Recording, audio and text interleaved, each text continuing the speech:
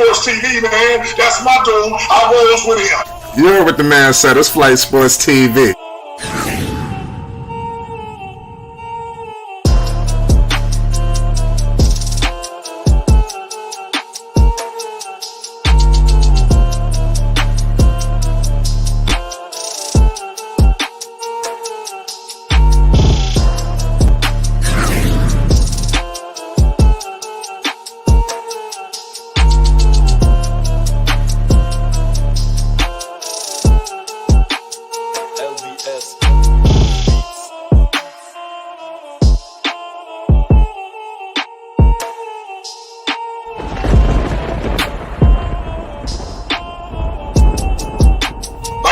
Flight Sports TV, that's where it's at.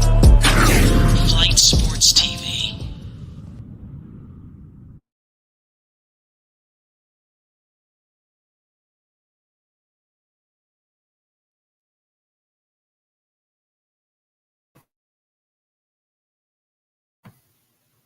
What's going on, people? It's Flight Sports TV. I appreciate y'all for checking with me. You already know what it is. We back with another one of them things.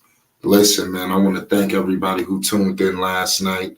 Like I told the people before, we do this just about every single night, so I want to appreciate all y'all for coming back around and tuning in with us today.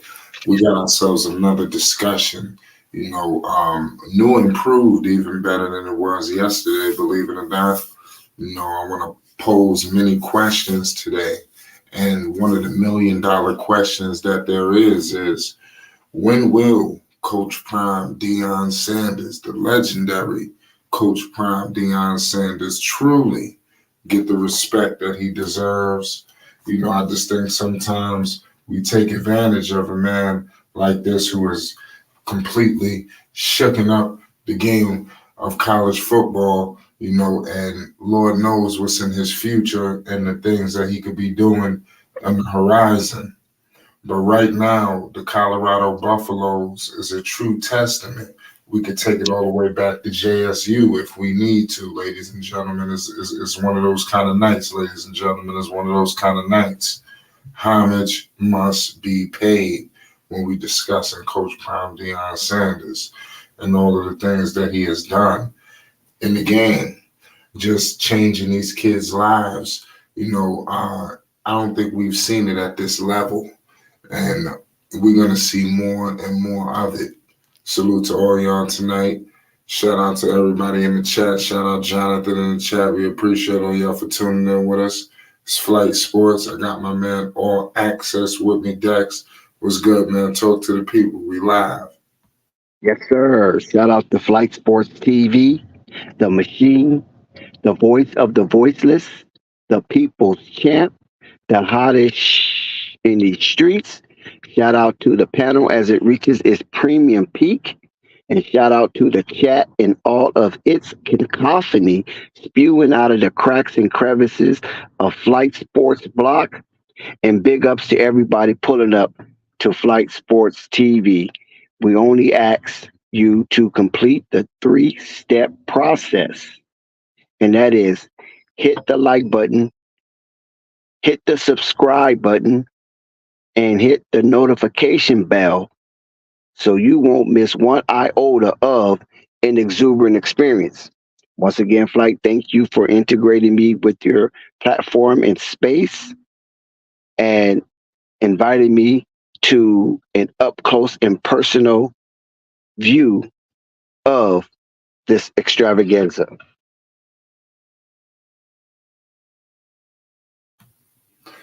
Yeah, Dex. Like I was stating before about Coach Prime Deion Sanders and the respect and lack thereof. Do you feel like Coach Prime Deion Sanders is getting his true respect and his just due? And if not, why are people still holding on to negative baggage after everything that he has just done, as of right now?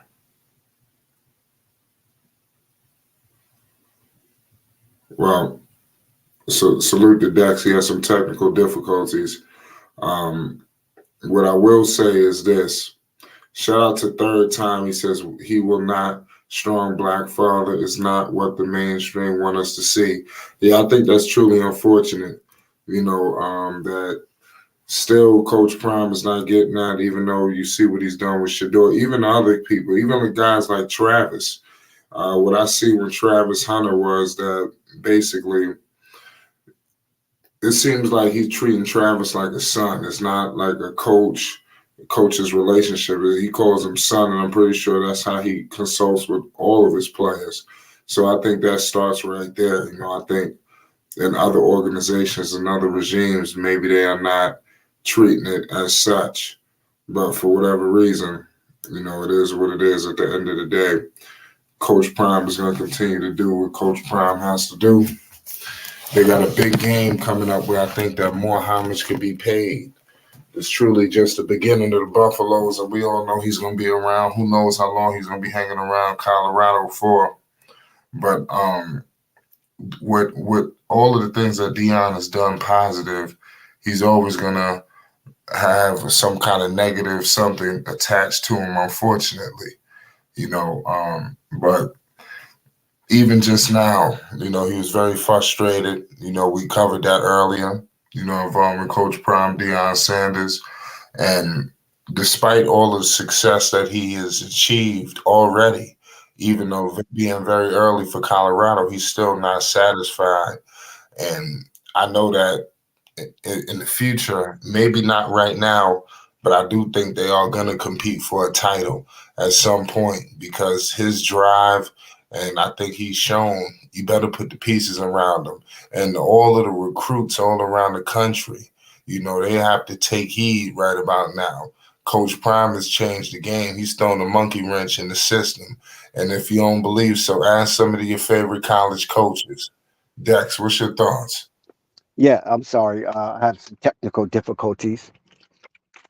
But to answer your question, Flight, to best of my ability, um, the first thing that we have to realize in life, especially as we get older and we start reaching our goals on a different level in a different stage in life, we have to always keep in mind that it's incumbent of us to leave a indelible mark on society or into someone heart that we truly respect and love. And it will be very charitable if we're able to do it outside of our immediate family because aesthetically it looks better if you can extend yourself to those that are not a part of your family tree. And when it comes to Coach Prime and getting his respect from the aspect of being charitable, accessible, and extending himself to a generation that is well beyond most people grasp at the age that Coach Prime is reaching out to. So this young generation, Generation X, I believe it is, or Z, one of those alphabets, we have to remember that nobody cares that you know until they know that you care. And Coach Prime have exhibit this behavior pattern for years. And he's getting more recognized for his contribution into touching lives of young men. Little Wayne on an episode of Undisputed talking to Skip, I mean, excuse me, yeah, talking to Skip Bayless, expressed heartfeltly how important it was for Prime to intercede in his life at the time that he did. And he shared a real tear-dropping moment about how effective it was for someone like Prime to intercede and do the things that he done that affected Little Wayne to the point where he felt that a change of behavior was necessary and intimate. So Wayne was very wealthy, has his own lane, his own wave. We know he's one of the top five rappers, and this guy comes from the left coast or the third coast, excuse me, not the left coast, the third coast. And for Coach Prime to be able to mesh and relate to a situation from a young man coming out of poverty into stardom out of New Orleans, it's remarkable that like minds from different genres could come to an agreement based on commonality. So when you see Coach Prime pursue his endeavors, to me, from what I have observed and witnessed from afar, that he always tour the minds of young men and or young women and try to flip it to production from poverty. That is prime goal, is to insert a pathway for these young men and women and even older men and women. Everybody he touches to some degree. He tried to insert a pathway for productivity and give them their own motion or help them to identify their own motion, their own way. And he seeks no credit from it.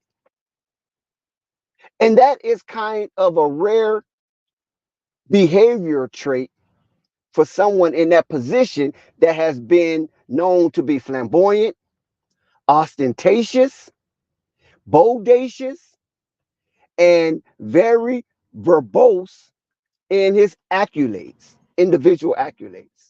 He makes no bones about it, Flight, of how he has contributed to the atmosphere in which he held his space. And we go a little further. There was a situation in American sports and eventually world sports, but mainly from a Western perspective. And up until 1954, the 4 minute mile seemed to be impossible, out of reach. But in that year, as we know, winning is the great web of life, a track and field star named Bannister broke the 4 minute mile. And once that was observed from onlookers and participants and seekers and those who attempted a 4 minute mile, was astonishing. And it was unbelievable as people was in shock and awe that a human being can actually run a mile in 4 minutes. After Bannister in 1954 accomplished such feat, he left an indelible mark. And the next year, track and field had 37 runners who broke the 4 minute mile. And in the five sequential years, there was 300 runners that broke the 4 minute mile. Basically, the moral to that story is that was all based on faith. It was based on belief.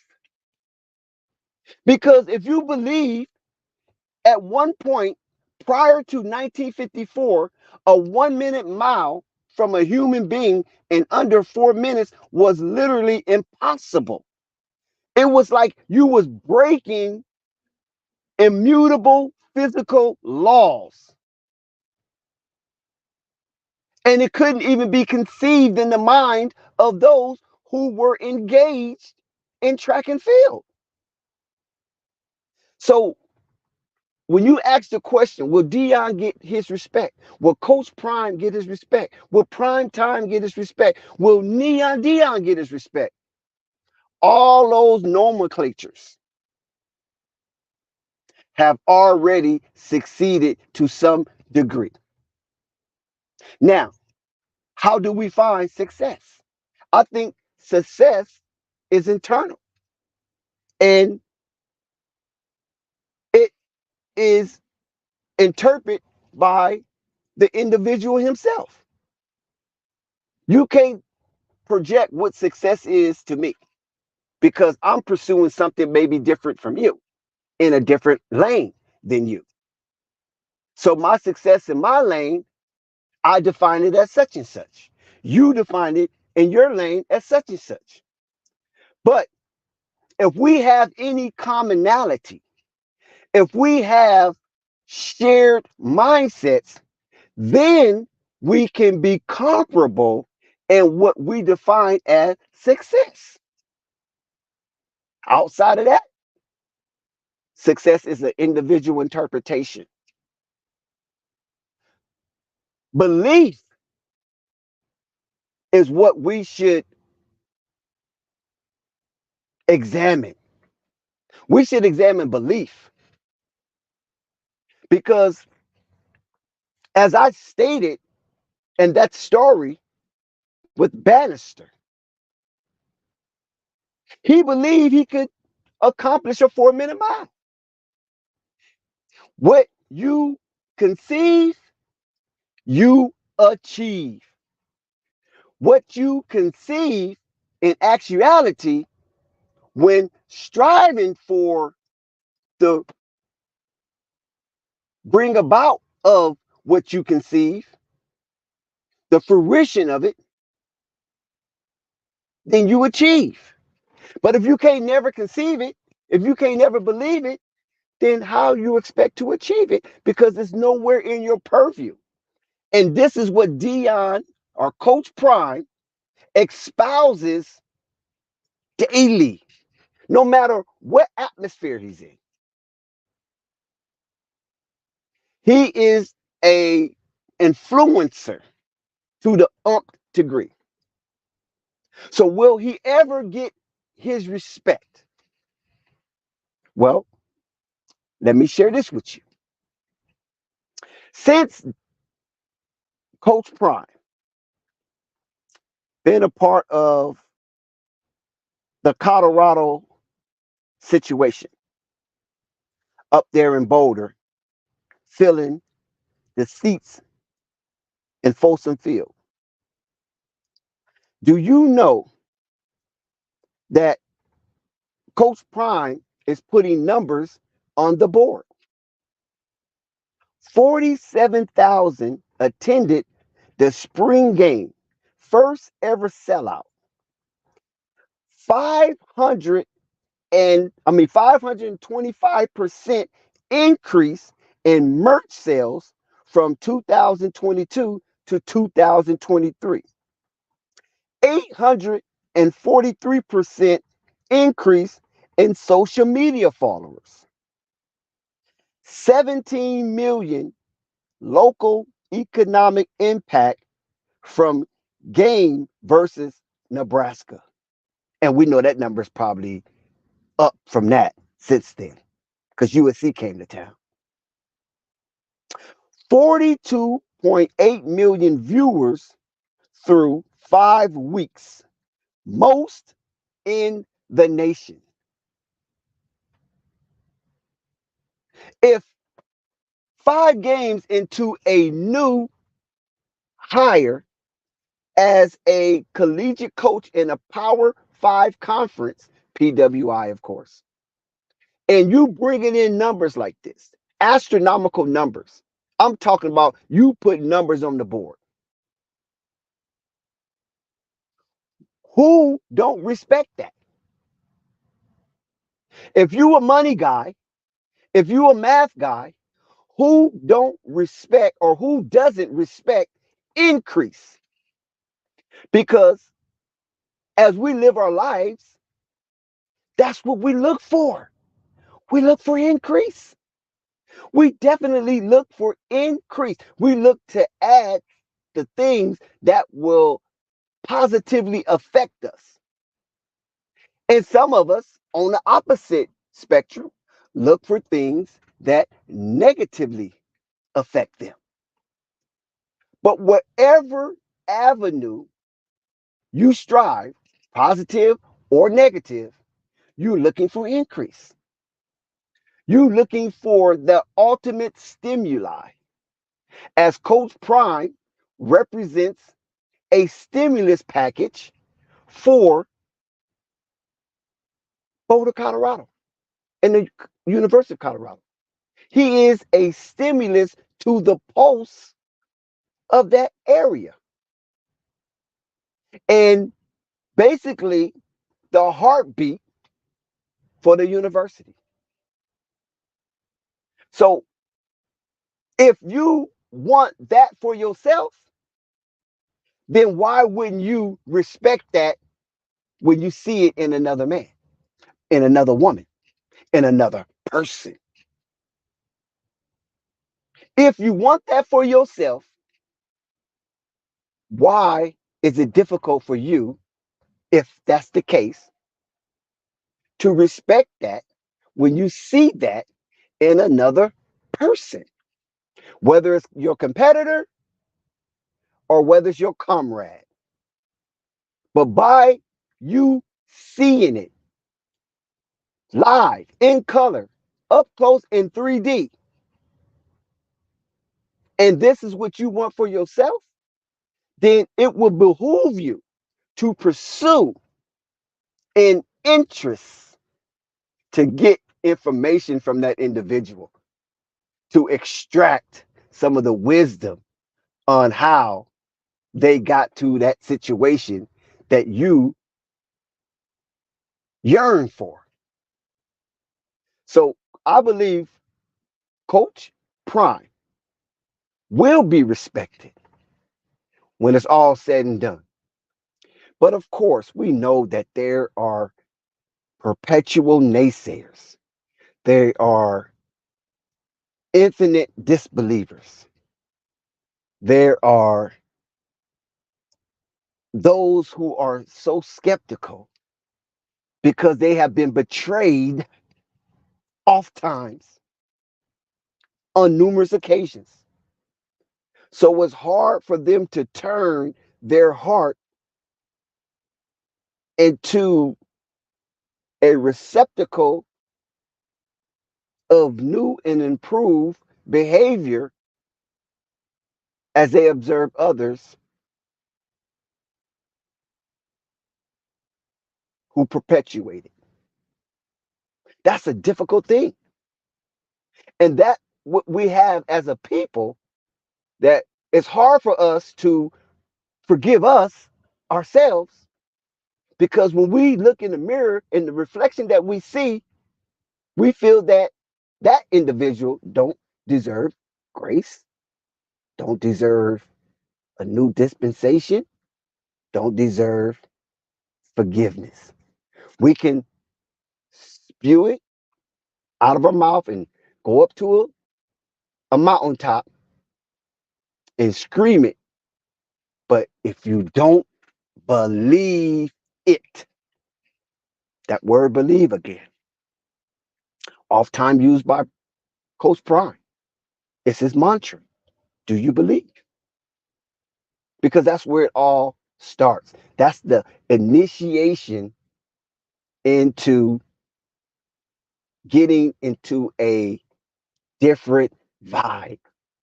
Belief, believe. And we know that, you know, in theosophy, belief is the absence of knowledge. Belief is the absence of knowledge. But what couples your belief has to be faith. You have to couple belief and faith. The substance of things hoped for, the evidence of things not seen. So you have to believe it, you have to conceive it, and if you can get it into your mind, and if you can allow your mind the free and uncluttered space to picturize what you're trying to accomplish, then that gives you a pathway to achieve it. But you got to unfuzzy. You know how you the TV screen or get a little fuzzy and you got to move the antennas around. You know, that's how old I am. I'm telling on myself, but it's okay. You move the antennas around, try to get that good reception,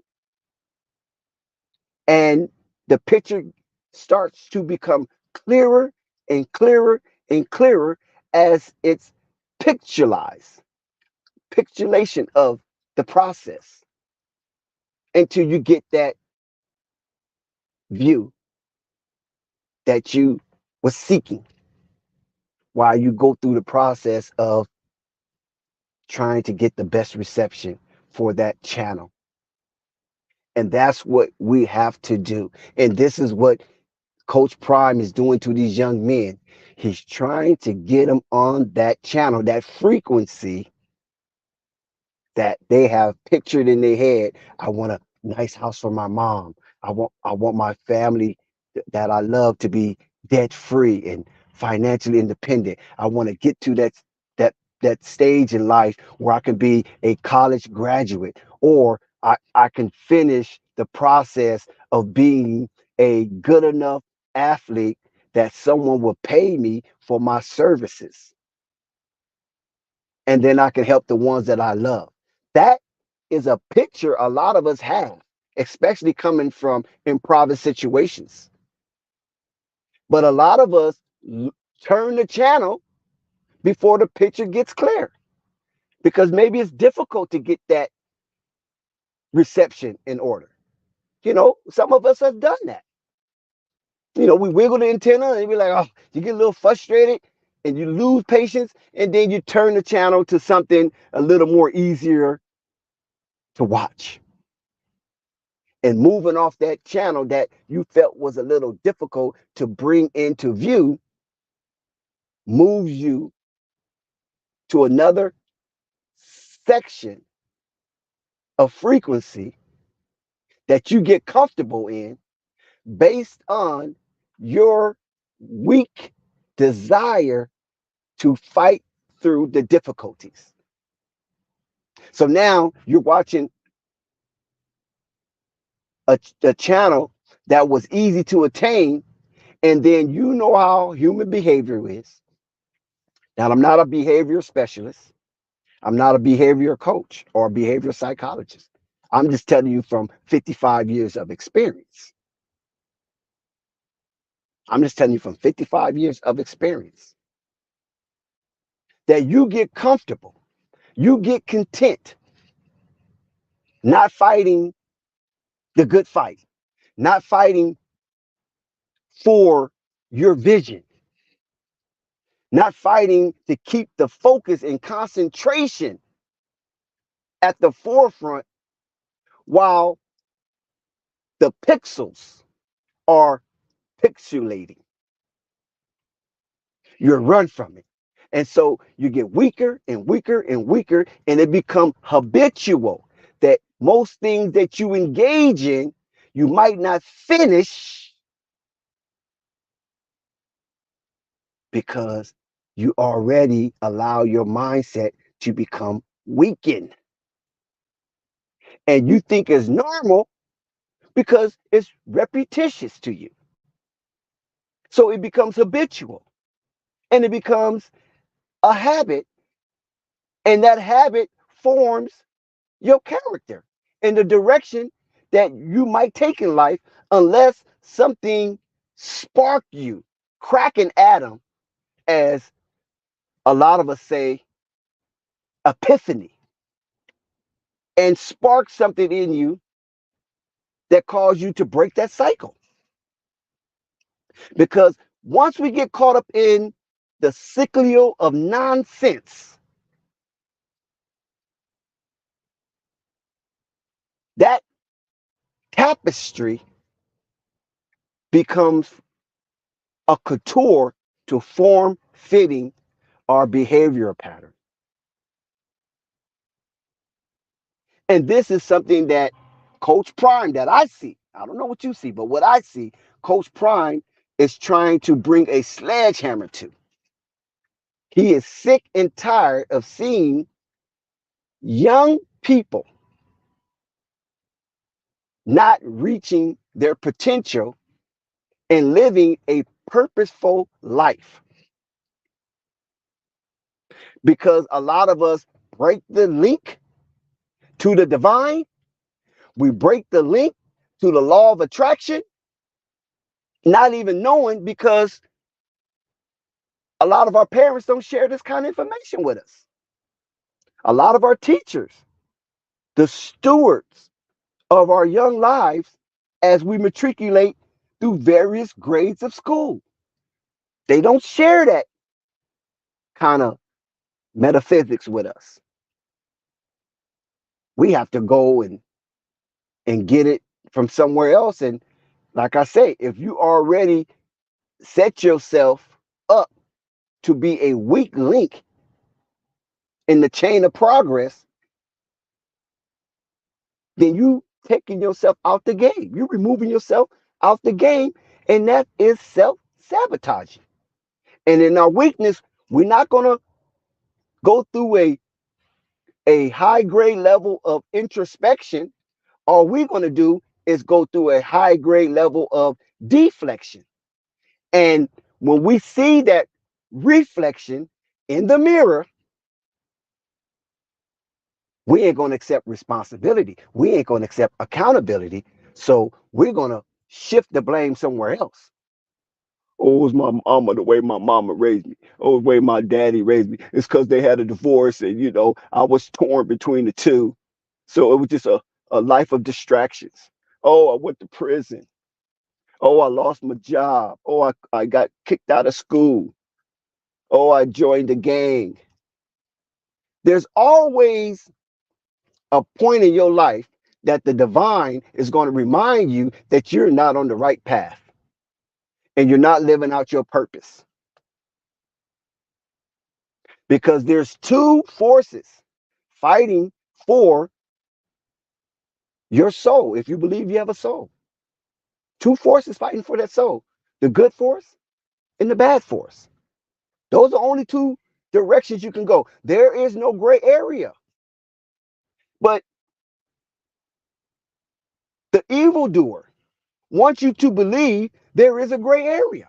No, it's not. You have to make sure you do more good in life than you do bad. And when I mean bad, I don't mean bad purposefully. I mean bad accidentally, unintentionally.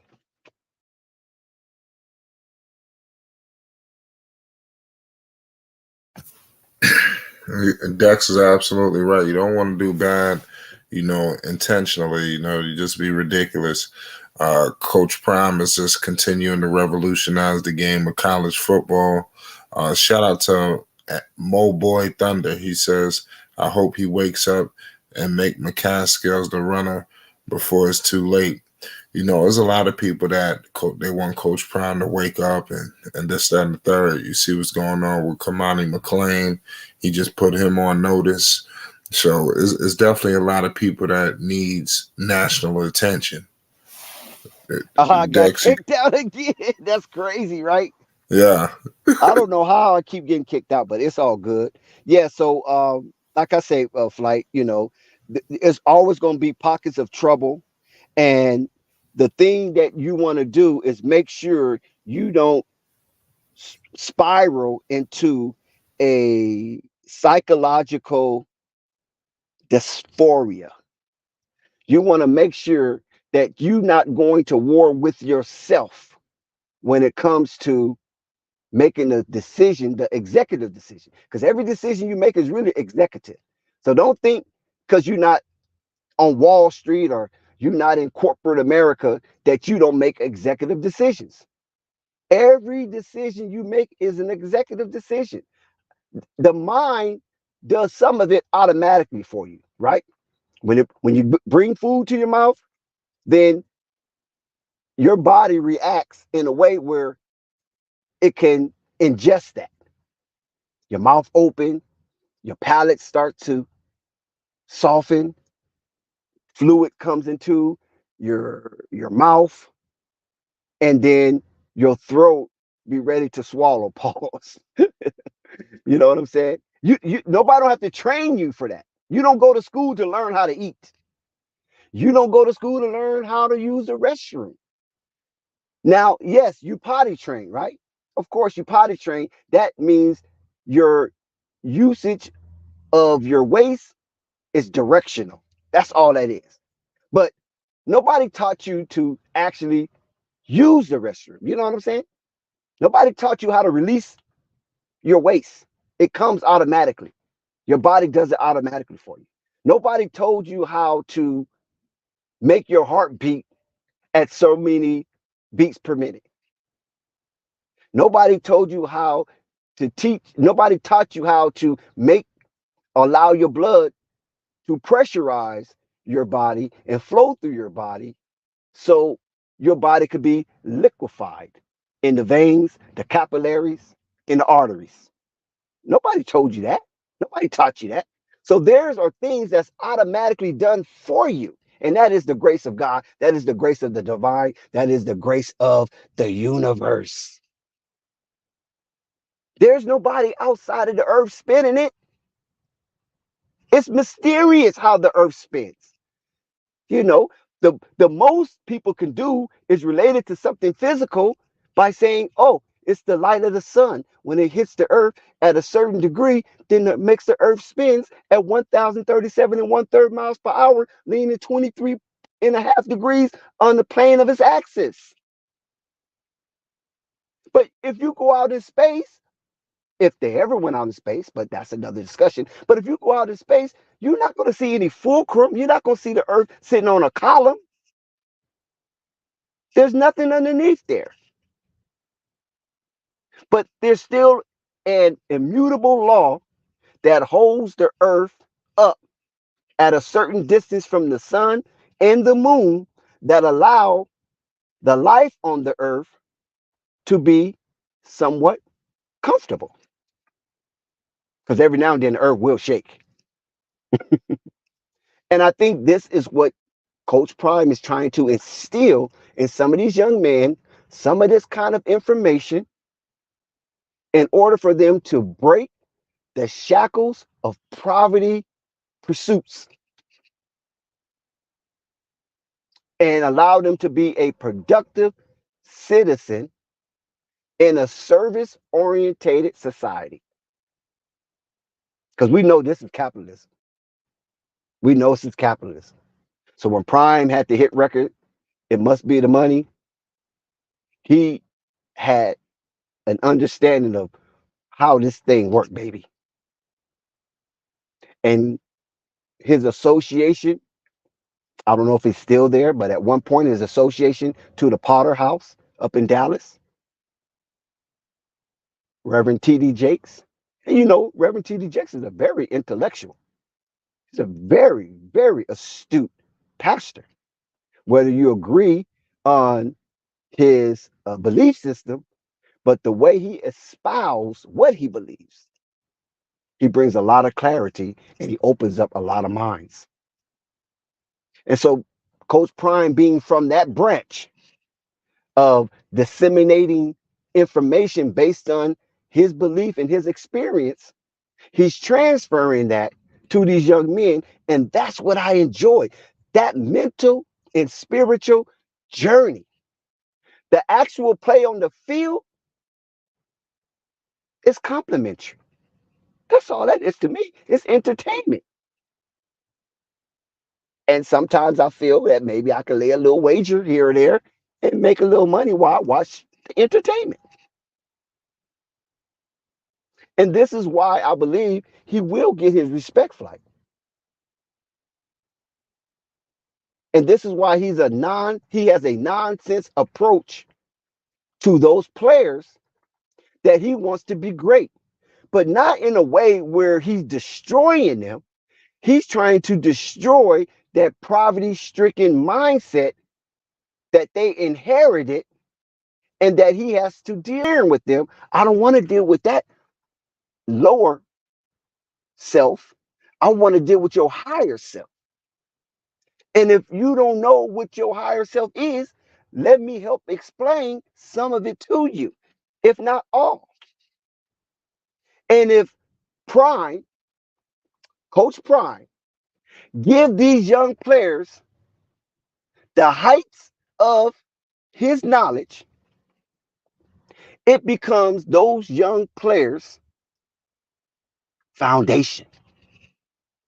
So if we feel Prime is smart, we feel Prime is an intellectual, then that 56 or 57 years of life that he endured and sojourned, he's given that experience to these young men and the people within his sphere of influence as a foundation.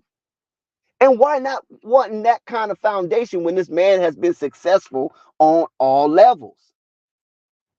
He hasn't missed. That's like talking to Robert Smith about hedge funds and financial market trends. Why would you not want to talk to Robert Smith about that? The richest black man in America. Why not? And this is his thing. This is how he made his money. I'm not saying that he don't have no corruption with him, but the the way that he made his money, and he's explaining it to you because you have some interest in that field of endeavor. Why would you not want that as your foundation as you journey into that world? It doesn't make sense, right? And this is why most athletes coming up playing sports from pee wee all the way up to college, they have older people imparting information to them.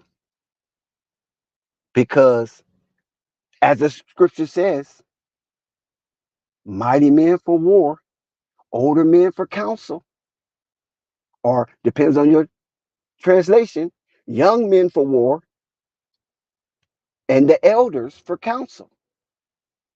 That's kind of way that this thing go into imparting information, imparting experience, and imparting knowledge. So you instill in the person that you are imparting to your heights that would be their foundation, so they can hopscotch over a lot of the difficulties or impediments that lie awaits for them as they mature into this thing called life. And this is why I appreciate a soul like Coach Prime, because I see past his physical shell. I see past that. I see a man that is so charitable and sharing his world and his pursuits to the younger generation and to anyone who's willing to listen. But his aim and purpose is particularly these young African Americans, foundational blacks, and blacks in general that is not aware of things that will approach them or things that they will encounter. It's realistic to believe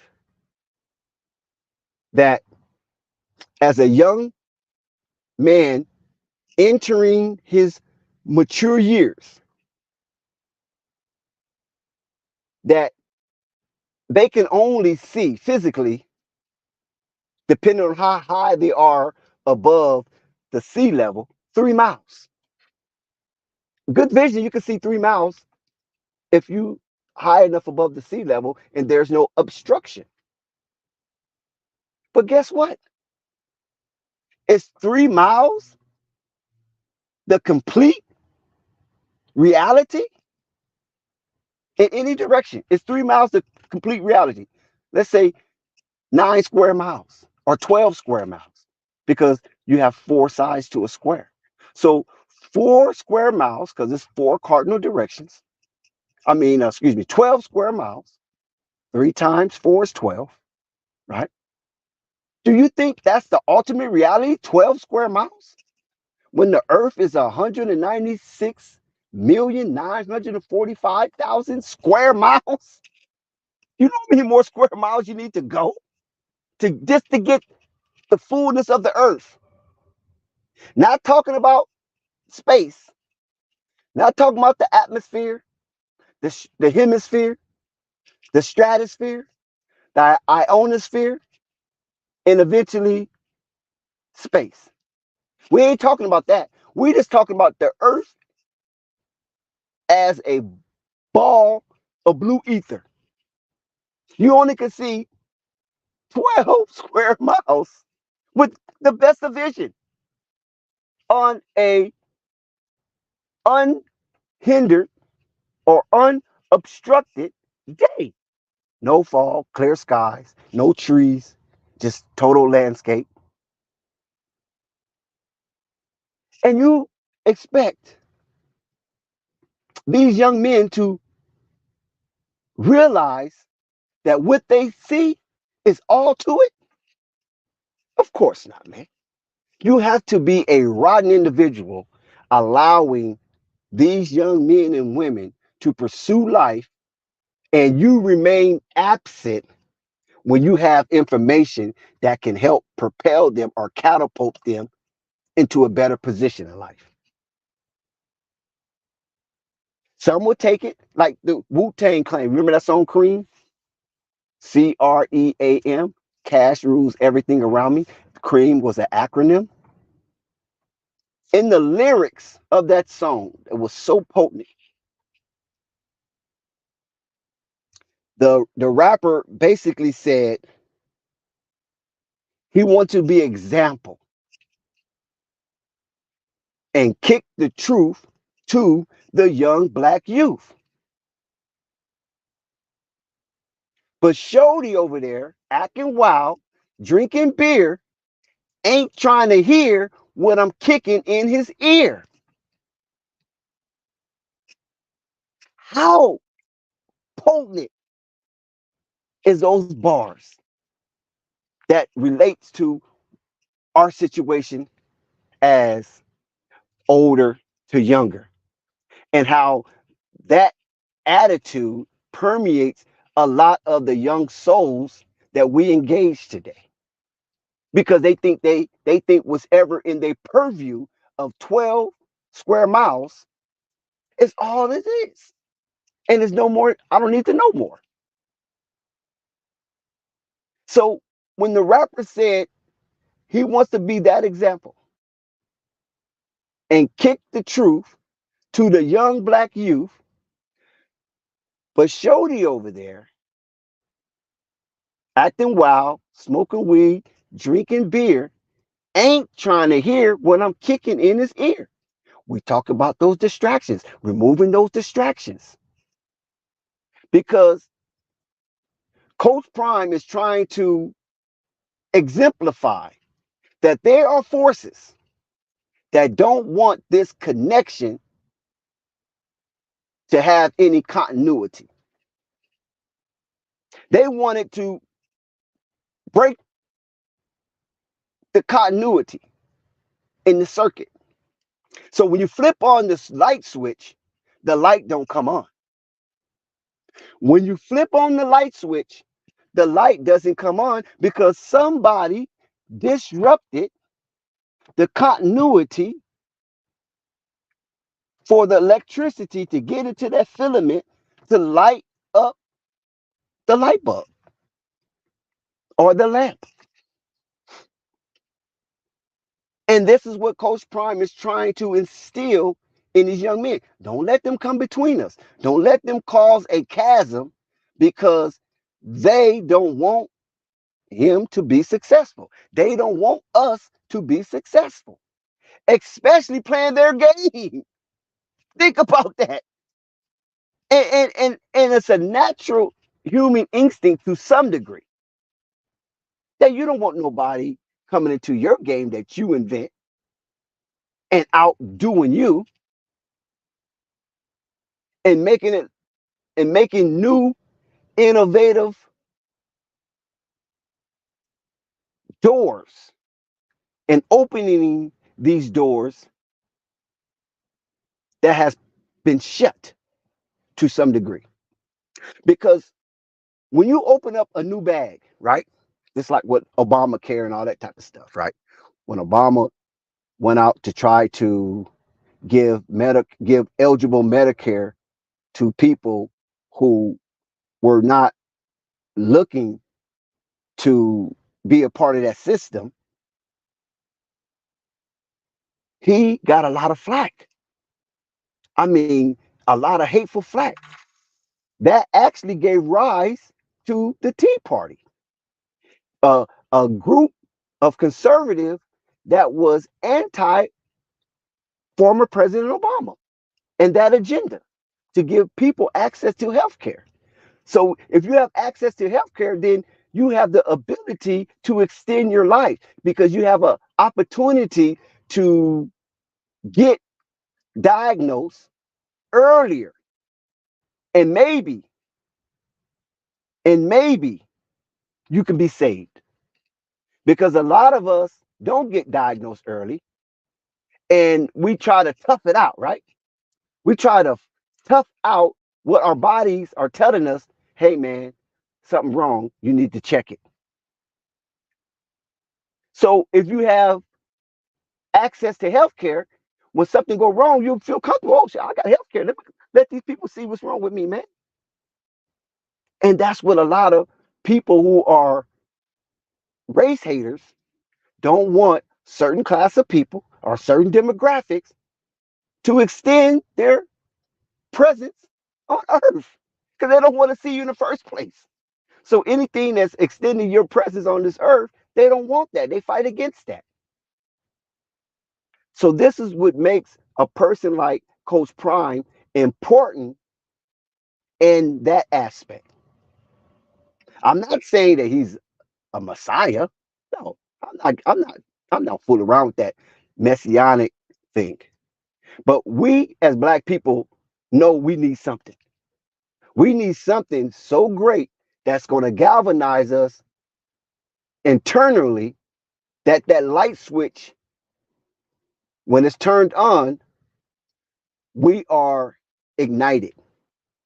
Not when somebody turned on the light switch, we're not affected because somebody broke the continuity. They severed that line. So the electricity don't get to us. So we cannot be galvanized for a common cause. And Prime is showing that this is possible, that we can turn on the light switch, but we just have to build the the corridor that would accept this electricity. And so when the light switch is turned on, because you know they use a lot of electricians use copper as a conduit for the electricity. But what about if we use black and gold? Ooh, did I say something wrong? Did I let the cat out the bag? Isn't black and gold the best form of conducted to allow the strongest continuity to be illuminated? Black and gold. You don't see the significance of Colorado? Black and gold? Wasn't it the Atlantic slave trade based on black and gold? Didn't we come from the ivory and gold coast? Oh my God, maybe I'm doing a little too much right now.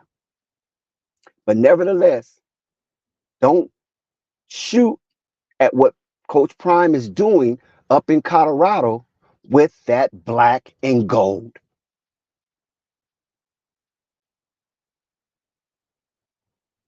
When it's all said and done, I think Coach Prime will be looked upon as a revolutionary in the aspect of collegiate sports. Because not only will his blueprint be replicated outside of football, they're going to probably do it in baseball because it affects all sports, volleyball, golf, tennis, whatever sport the college or university provides, that transfer portal is accessible. And other coaches in other sports will probably do the same thing. Swimming, water polo, it doesn't matter. People have the ability to transfer now and get to places where they need to be. Albeit they are trying to put new restrictions on the transfer portal, but there's still an opening. I think it's 2 openings in one calendar year. You're still going to be able to transfer. You just got to be more prepared. It ain't gonna be as sloppy as it is because they want to control stuff. Okay, they want to control it, but it applies to all fairly and equally. So other coaches and other genre of sports in the collegiate bubble will use that same format, Flight. Yeah, good point. Good point, Dax. Shout out to Uncle Vern in the building. Hey, what's going on, Flight? What's going on, Dex? Hey, Dex, I'm telling you, boy, I agree with you 100%, man, on everything you said, young man. It actually makes sense. I always agree with you, but it makes very good sense what you were saying, Dex. I agree with every point you made. What's going on, Flight? Shit, not much. We're just here discussing what it's gonna take for Coach Prime to get the respect that he deserves. Right. Okay, with that. Do you think he'll ever get the respect? No, he already getting it. Flight, he gonna get even more so. It's like to a certain extent, it's like Dex was just saying. This is just the beginning of it, Flight. I'm gonna tell you something, Flight. Understand me. This is what it is. Okay. Like I said before, even with Melo and Lonzo and them, all they have to do is be on the court. If they be on the court and their production is show for itself, we wouldn't have to, as fans and stuff like that. You understand me? Speak for their production. Their production will be showing it. All they have to do is be out and show it. You understand me? That's all it is. Availability. That's it. With Colorado, and Colorado got that availability. And it seemed like, to be honest with you, a lot of people don't believe in basketball gods or gods as far as sports and go like that. To a certain extent, I do, and a lot of them. I'm not really a football fan. I watch football. And that go right back to what Dex was saying. I started watching, like I told Dex before, I started watching the Colorado Buffaloes back in the 80s. When I was in school, coming up out of college and stuff like that, because they was the only team that had brothers on it. They was getting them brothers. You understand me? I was like, man, I like that. And their coach, he was spiritual. I like that. You understand me? And then to a certain extent, that whole situation that was happening with him, he won championships. So I was like, yeah, man, Coach Prime come in and do the same thing. He's just another person of another race. And he got his son with him. So it's just even that much more better. So that made me right back to being a football fan again. It draws my curiosity. I like it. A lot of people seem to like it too, for whatever reasons. But they enjoy it. And then it goes right back to, like Dex said about that black and gold. That black and, like I said, that black and gold go right back. Boy, I'm telling you, that go right back to the motherland. You understand me? Well, you know what? When they had, like, that was just coming up out of the dirt. You understand me? Until they learn how to mine it. Yeah. But yeah. But yeah, flight man, yeah, Colorado. That's what Colorado remind me of. Regardless of what Coach Prime do, how did you enjoy that game last night? Did you see the game last night, flight? Yeah, I liked it. I mean, it was a good game. I mean, Shador Sanders played really well. You can't ask for nothing more. Right, man. But it gonna be games like that too, flight. You know what I'm saying? Yeah, well, that ain't, a lot of people, you know what I'm saying. A lot of people really ain't discouraged because a lot of people ain't really too much liking what Coach Prime doing. So you're gonna get it over here, you're gonna get it over there. But as long as they keep winning, they'll be running it up. All they got to do is keep winning. They wasn't expected to get this 4 games. Now they ain't expect. Now everybody's saying, 6-6, 6-6. Halfway. I see it being a whole lot better than that. A lot better than that. But it goes right back to the predictions again. Everybody want to get a person already have you stuck at a prediction. That's where they want to get you at. Get stuck at that prediction. They got past me when I said 12-0. Yeah. So right now it's just going all fit in where it's supposed to be at. They looking good, flight.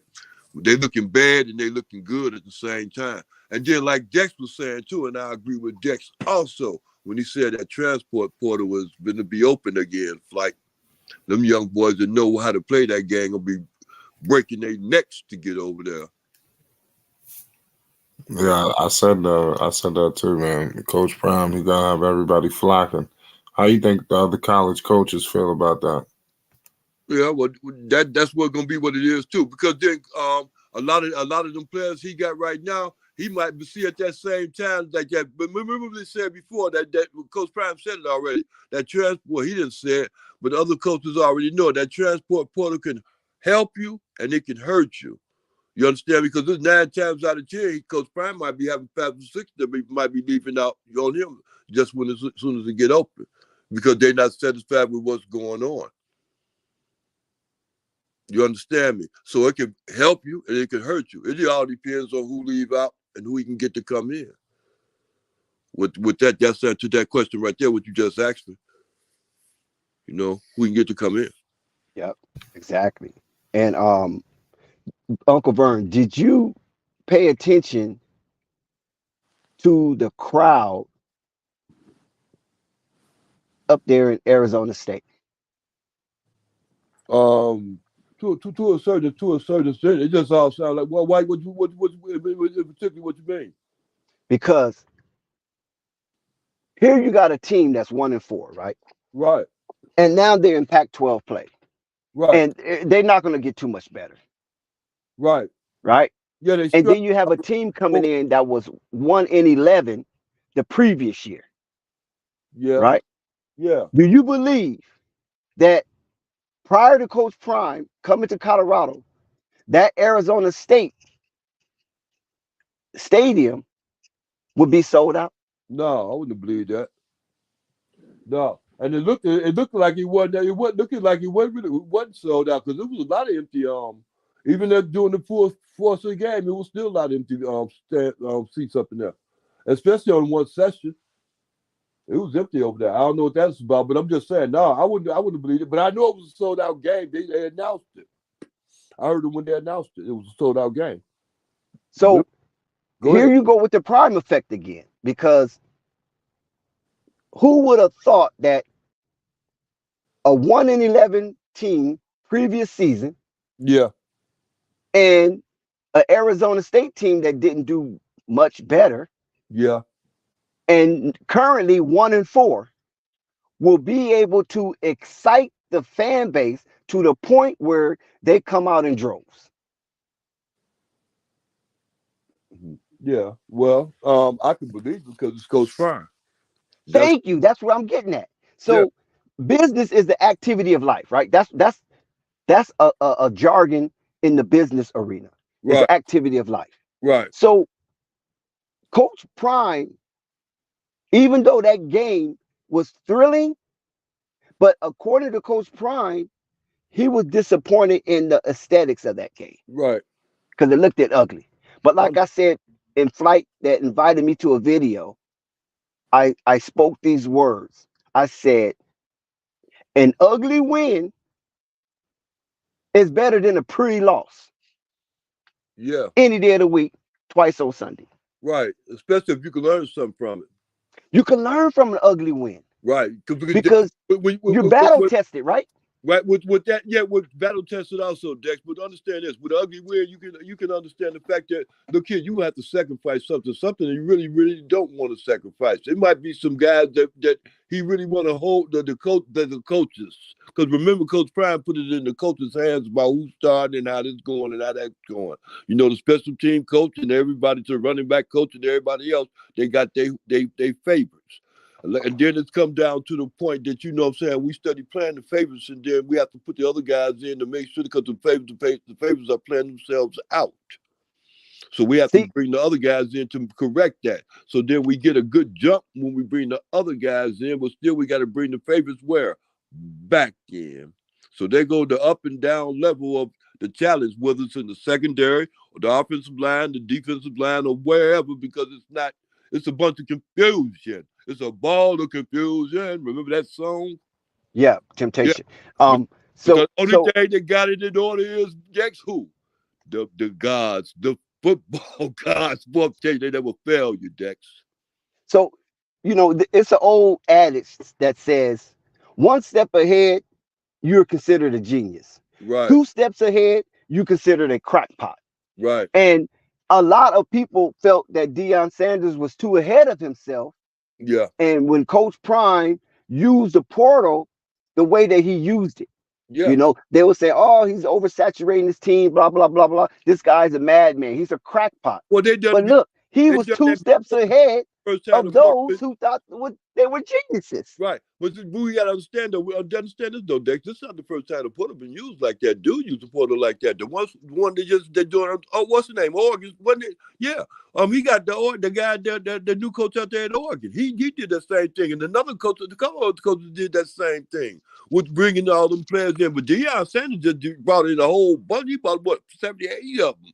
The other coaches Mm-hmm. bring like 45, 66 like that. As a matter of fact, USC did the same thing. Mm-hmm. You understand me? So I mean, that ain't nothing new. It's just the fact that Deion did it on that same kind of level, and to a certain extent, he was successful. To a certain extent, he was successful. But the thing, I'm gonna tell you something. You know what their problem is, though, Dex. You got to understand what their problem is. They coaching staff can't get the players in the positions to be successful, and that's their job, right? Of course, that's their job. And They- see, and when you talked about favors, right? These Yeah, coaches' favors. The reason why some of these coaches have favors because these same coaches are recruiters as well. And if they ain't um, intimate recruiters, they hire people, be a part of that circle for themselves. Because Deion's the head coach, then you got this offensive coordinator, you got the defensive coordinator, you got the special team coordinator or leader, and things of that nature. So the three sections of the game, each section has their own field that they go out and pursue talent that they are familiar with. And then they bring them up and they make the type of promises that they make to them, and they close the deal. Coach Prime do not close all the deals on these players. He go to a few that he likes, and then he talks to their people. He close the deal, and these other coaches that he have do the same thing. Because if you can't close a deal on your prospect, and you got to call in Coach Prime, so you taking Coach Prime out of his arena to help you now. This is not a good thing unless it's probably a 5-star recruit or 4-star recruit. I'm quite sure Coach Prime would mind closing that deal if the coach is having problems closing that deal, or the coach recruiter is having problem closing that deal. So this is why it's important that Coach Prime decentralizes the coaching atmosphere, and he allow his coaches autonomy to organize those young men, because you are the one that's recruited these young men. You're the one that told them what they're going to do. You the one that recruited some of these defensive players. You told them what they was going to do. You made that promise. You closed the deal, and now they come to Colorado as a unit, and now they bring them to Coach Prime, and then Coach Prime coalesces all these young minds and try to coagulate them into a solid unit based on those recruiters outside of Prime personal team that he trusts these individuals. That's why he hired them, because he trusts them that they all have like minds and they all are pursuing the same agenda. So that's why Coach Prime is kind of hands off with a lot of the situation, because he didn't recruit every last player that's in Colorado. Some of them other coaches recruited because they went a different part of the region of the United States that they're familiar with, and they're getting the talent that they know is there that Coach Prime not even aware of. So they're going to get it, and they're going to get it right because Coach Prime wants to win. And these coordinators that he hired them based on the agreeable vision that they have come to a consensus on. And Hey, this is why I feel next season Colorado gonna be something to reckon with. hey, Dex, you know his son got sacked 31 times now. Yeah, that's horrible. Yeah, boy. That's disgusting. I'm telling you, boy. But the guy is. But listen, Shador Sanders, I think he's the most sacked quarterback or the second most sacked quarterback in all of football, college football. Oh yeah. And that is just a determined young man that he wants to get the job done, and he don't want his father to be looked upon as someone that couldn't get it done. So he takes pride in his approach to the game to not only edify himself, but also edify his father, who is Coach Prime. And listen, what kind of son that wouldn't want to do that for their dad when their dad have done so much and opened up so many doors for them to Oh, succeed at all costs? So that is nothing but a reciprocation from Shiloh and Sador, because even Shiloh, he goes out there just run ramshack into people, putting himself in harm's way because he wants this prime effect to be successful, and he wanted to permeate through all of college football. Because remember, they got something to prove because they came from the HBCU circuit. And by them coming from the HBCU circuit, a lot of the pundits feel that they're not the quality of talent that deserves to be in Power Five conferences, and they're going to prove them wrong, and they're going to prove their dad right. And that's the kind of sons or daughters you want to have when they put you out there in front of the world and be boastful about your activities.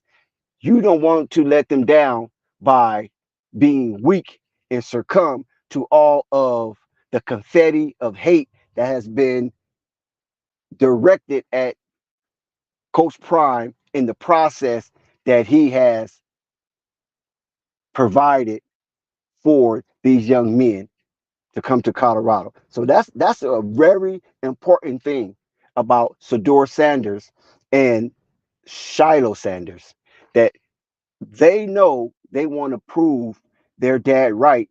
And a lot of it is based on their activity because, like Coach Prime says, I'm not out here playing. I'm just out here saying.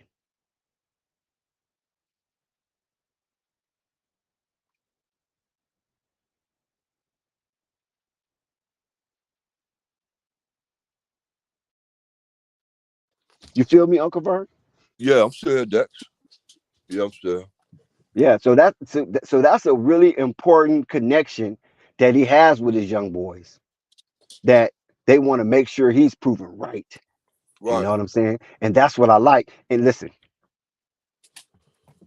I know our guy LeVar wish that some of this could have went a little different, and the fortitude of Lonzo at that age would have been a little higher, And a lot of what Navarre said probably could have came into fruition. So when you're looking at the Sanders, hell, there was reality stars too. Did everybody forget that? Did everybody forget that Deion Sanders had a reality show? And we Yeah, I watched already know these that. young men grow up from from little kids, like 10, 11 years old. Do you guys remember that? His Oh yeah, daughter, I remember that. his Stadur, and Shiloh. These are little bitty kids, little adorable kids. And we watching them grow up on TV. Yeah, same way you. Same like same like the Ball family. Yeah, same way we watched him go through that divorce when he went through his divorce. So Yep. he watched all that too. His life has been so transparent, and this would make somebody like him unique because in the Var Ball case, the Var Ball was not the superstar, iconic, legendary athlete like a Deion Sanders. So when you have that already going for you, and you allow your life to be transparent so people can see the grace of God and the blessings that has been bestowed on you, not just athletically, but mentally, emotionally, and educationally. That is unique in itself to be that transparent when you already Hall of Fame, you're outstanding football player, you're outstanding baseball player, you was an outstanding track and field guy, and you was an All-American in high school for basketball. And you allow your life to be that transparent. Where most, if not all, people in that type of situation will fade into the darkness, into the shadows, because now they have an opportunity to live their life in private, away from the prying eyes of the public. But no, Dion was counterintuitively when it came to that. He said, my life is an open book. Hey, man, I'm just a vessel for God. And here I am. Here I am, you know? And we seen how close he was in his association with the Potter House and TD Jakes, you know? And a lot of his former teammates fell by the wayside to some degree, but not him. And he's been doing it in the public because he has nothing to be ashamed of. And this is why he's so transparent. And this is why fathers and mothers entrust him with their children, that he will help mold them. He will help shape them. He will help fashion them into something that we all can accept and salute. And I think that's a wonderful thing. Yeah, I think so too. And that's what's important when it comes down to it. You know what I'm saying? That's why he getting so much success. That's another reason why he getting so much success. People trust him, and they can trust him. Like you say, they see the facilities that they're there, and they're all open. And you understand they can always see their significant others with their children as far as playing and even schoolwork and everything else too, because they're so open as far as the media go. That's another good thing. That could be a bad thing to certain people, certain closed-minded people, but it really as far as the athletes and their parents are concerned, that's good because that's exposure to them. That's seeing what they're doing while they're far away from home, or even while they're there with them, watching the mountains, looking at the mountains too. And we would have loved him to do this at Jackson State in an environment where it's practically 100% instead of 80%. And and it will permeate through the whole HBCU circuit instead of just being effective through what, 80 players, 80 black players up in Colorado. You follow what I'm saying? But Yeah. that wasn't the case. And the reason why I don't berate Coach Prime for his detachment and separation and departure from Jackson State and eventually the HBCU circuit is because I understand the nature of the HBCU circuit. See, it's not the youth. It's not the youth because we see the youth are rebels. We see and witness the youth take to the streets when they didn't complete the hiring of Coach Ed Reed. They took to the streets in protest. And this was athletics, sport and play. You know what I'm saying? A temporary phase in a majority of the players for Bethune-Cookman journey in life. That's just a pastime for a lot of these guys. Because a lot of them, not, I mean, most of them, if not all, not going to the pros. Hell, they stunk up the joint. They was a very bad team. But at the same time, it was a joy being a part of athletics and represent your school in a volatile kind of sport. And then you go on in life to be a doctor, a lawyer, a psychiatrist, a veterinarian, police officer, fireman, government jobs, whether it was enforcement or investigative. Because a lot of these CIA agents and FBI agents and DEA agents, don't you know these are graduates from HBCUs? They get into that field. Uh, Juveniles, you know, all that what's that, criminal law degrees. Yeah, that's what they are. Those criminal law degrees and things of that nature. They get into these type of fields. And it's afforded to them. So it wasn't a beautiful thing to see him depart, but you can't just blame him for departing because if there was turmoil and indifferences that didn't want to be worked out based on stubborn minds who was dead seated in their positions and wanted to be permanently extolled in those positions, that when he acts and suggests, let's change this up a little bit, those men and women in those positions fought against change. Can you imagine? I mean, can you imagine the democratic society that we live in, right? As they call it, on the surface, the surface democratic society that we live in, right? Could you imagine on the national level when Super Tuesday come around in November that the incumbent president say, "Hey man, we ain't finna do no election. I ain't going nowhere. I ain't, I don't care how y'all vote. Y'all want to vote for change? I'm not accepting that. I'm staying in office. I ain't budging. We keeping it. We're gonna run it the way we've been running for the last 4 years. We're gonna run it back. And when I say I'm ready for change, then I'll let you know. Until then, shoot, go back to your lives."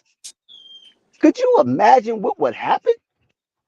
You think the Capitol insurrection was something?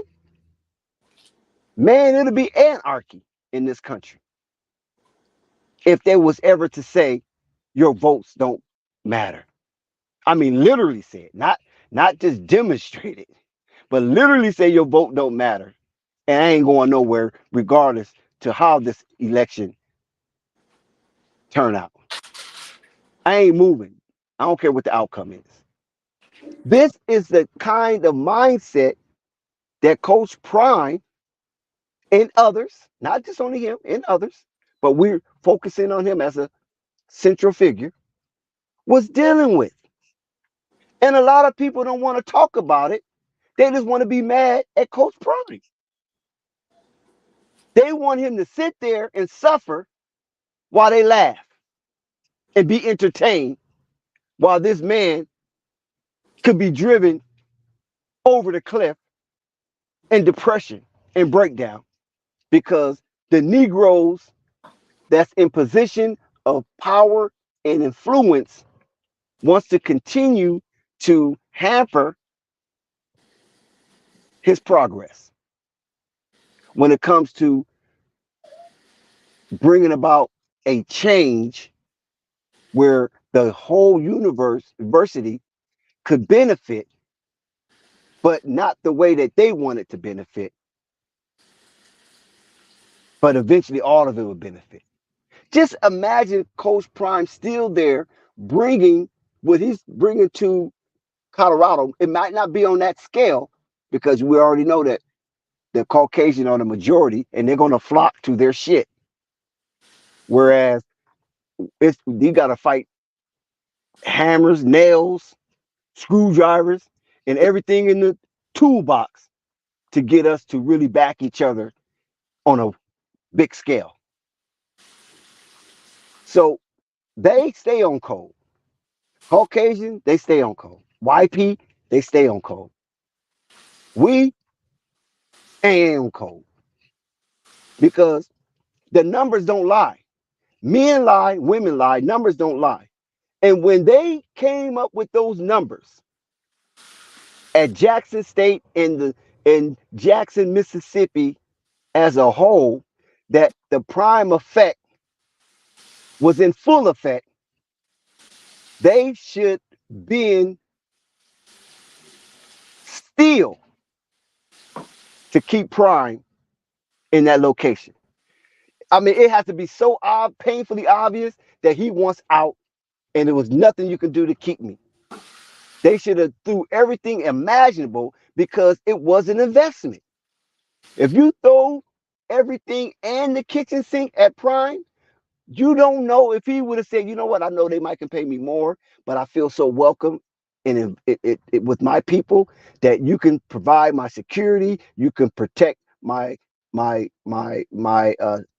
things that I cherish, and you know what I'm saying, put a little more campus enforcement awareness around so my children can be safe. My daughter don't have to be fighting other girls and accused of this and accused of that, and my sons don't have to get shot at and their cars shot at. If you can help spend money in providing a more secure atmosphere, because this school has never had anything like this. So I understand that I look like a meal, or my children look like a meal to some people because they already have NIL deals at Jackson State, and those NIL deals are very lucrative compared to the state of the city and the surrounding areas. And they playing HBCU football, and these people that's witnessing this HBC football is recognizing that some members of the Jackson State football team has transcended HBCU lifestyle. And by that, they are becoming celebrities, not just in Jackson. In Jackson, you shouldn't be mad because you couldn't hold that situation, but allow the world to embrace these incomparable young men as their dad and their coach, Coach Prime, was indispensable for the region and the area of Jackson State University. Jackson State is the fourth largest school in Mississippi, but they became the number one school that garnered attention over Ole Miss, over Mississippi State, over Southern Miss, right down the street in Hattiesburg, south of Jackson. And you allow that to escape you without kicking, clawing, and scratching, trying to make something happen with Coach Prime. I'm not saying you have to kiss his butt. Maybe so. I mean, it's financial. You kissing the white folks' butt. Kiss some of our butt. Kiss some of your own people' butt. But you don't see value. You didn't see it value because you were so entrenched in your fear that if Prime rise to prominence too fast, then he would be the voice of the HBCU circuit and he will influence those, and you could be one of those on the way out. So it was a conspiracy of silence to not allow him to get to a certain level of prominence and where his voice is louder than y'all's. I'm not talking the student body. I'm not talking about that. I'm talking about the faculty and those executives that are running these HBCUs. And we already know who put the most money into their coffers. You know that old saying, whoever pays the piper, that's the tune he will play. Whoever pays the piper, that's the tune that he will play. And for those executives,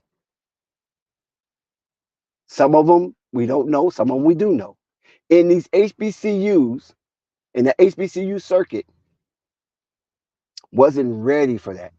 They rather for the student body to suffer as long as they can maintain their lifestyle and they bougie tea parties and white wine drinking, medium rare steak cutting ass in those Victorian homes, in that cul-de-sac street, up on that big shiny hill overlooking those that are impoverished,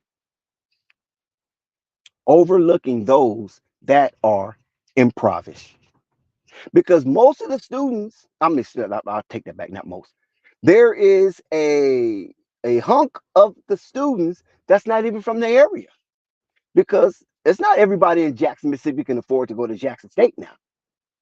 I'm not saying they are the prize or the cream of the crop in universities, but it's still expensive for locals to go to Jackson State. There's only so much scholarship or local grants that they can give out because Jackson, Mississippi, they're suffering in it themselves financially. They don't got casinos built all up over there like they do down there in Gulfport. So they got to hustle for every nickel that they can scrape up. And this is why the prime effect was so important for them to do all they can to make sure it stayed. And if it means getting rid of some of your homeboys and homegirls that are stale in those faculty positions, you do it. But y'all want to play homeboy ball. Y'all rather get rid of Coach Prime than get rid of someone that's just sitting there past their prime. Ain't doing much of nothing. Just going to tea parties and banquets and conventions just to wear a name tag that says, I'm supervisor of this. I'm a executive of this. I'm the vice of this. I'm the president of that. I'm the chancellor of this. That is so absurd. They get caught up in so many titles and then the youth suffers. So you want to get caught up in your pompous practices while the youth suffers. And then you want to blame Coach Prime, and then some of these ignorant ass niggas jump on that bandwagon because they're hateful in nature. They're hateful. So they want to hate on anything. Why not Coach Prime?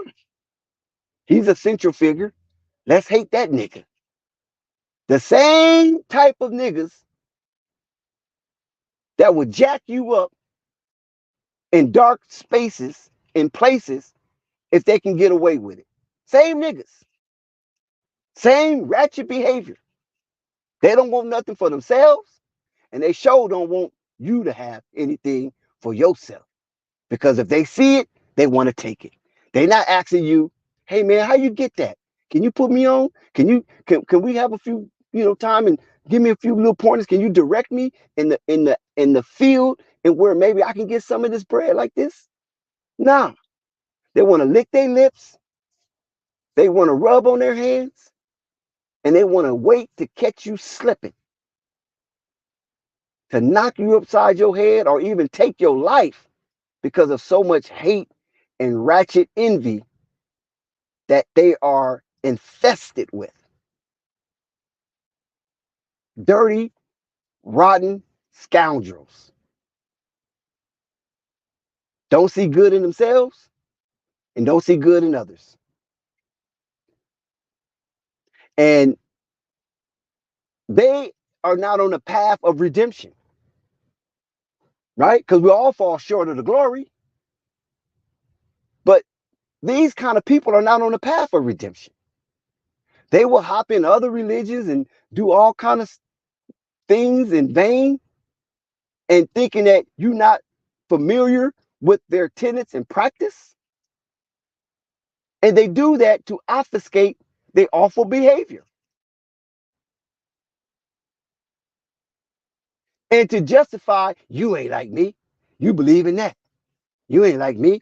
I believe in this. We different. You in opposition. Instead of looking for the commonality of life pursuits and where we can all enjoy the journey to love, peace, and happiness. They don't want that. They absent of love. They disregard peace. And they don't want to be filled with happiness. It's almost like they are soulless because everything they do is a complaint. It's victimhood. Yes, we are all victims to some degree. Yes, we are. But damn it, you ain't got to stay a victim. There's victory over victimhood. But you ain't looking for that victory because you don't want to do right. You just want to dance with the devil all your fucking life. And that is so discouraging. And if someone comes to you and offer you a peace of mind, no, you just want a peace of mind. If someone comes to them offering them a peace of mind, mind, a peace of mind. No, they just want a peace of mind, mine. How ratchet is that? That's ill behavior. It has to change. And only way it looks like it's going to change if there just be divine intervention. Because everybody talking about heaven ain't going there. Everybody talking about heaven ain't going there. You know, if you don't, let me share with you. In the ancient Kemetic teachings, when you in purgatory and you have to go, your heart is sent into the underworld to be, your heart is sent to be weighed, and they put your heart on the scale on one end and they put a feather on the scale on the other end. And if your heart is heavier than that feather, then you in bad shape, partner. So the deeds of our hearts, the intentions of our heart should be light as a feather or lighter than a feather. We shouldn't have heavy, burdensome, ill deeds that soak up the voluminous of space in our heart. And when you listen to some of these demonic people that's constantly on the negative and feeding negative stimulation, it's abhorrent. It's despicable. There's no balance. I'm not saying you have to like everything about everybody. Hell, there were angels at one time, right? And then there was a war in heaven, and now they're demons and devils and Satan. But at one time, there was all angels. So apparently, what they saw up there, they didn't like. And we know dissatisfaction brings about a change. And apparently, there was a band of angels that was dissatisfied. And they started a war in heaven, and they was disbanded and dispersed and punished. So even in heaven, there's dissatisfaction. So I'm not saying you got to be all chumly faking the funk. No, because I don't fake the funk. But what I'm saying is that none of us is short. We all fall short. But none of us is short to not want to have a peaceful life. I'm quite sure we all want some peace in our life, but there's just a remnant of our people. There is a remnant of society. There is a global remnant of greed and those who want to initiate despair. These remnants of people do not deserve to continue in that way. They don't deserve it. But guess what? They ain't finna change because I say so. They damn sure ain't gonna change because you say so. And intelligence will not move them off their faults. The only thing that's gonna move them off their faults is divine intervention. Because there is no way on this green earth, this blue marble, that you can have so much hate in your heart, so much revenge factor in your heart. There's no way because our hearts wasn't designed for that. Our minds wasn't designed for that. It's like you taking your brain and you have a plank of wood and you using your brain to go against the grain. How much damage you going to do to your brain? It wasn't designed for that. It was designed to rotate with the universe. Everything rotates with the universe. And if you rotate opposite of the universe, then you are telling the universe, get rid of me because I'm no longer functionally useful for you.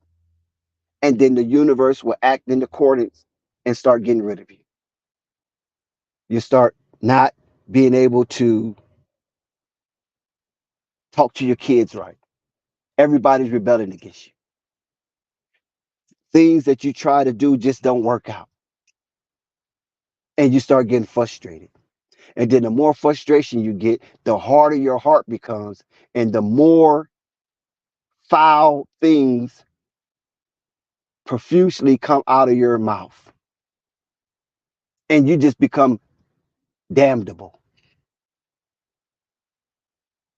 That is not the way it is designed. That's not the way nature planned it. Even though a lot of us don't understand it. It's not the way nature planned it.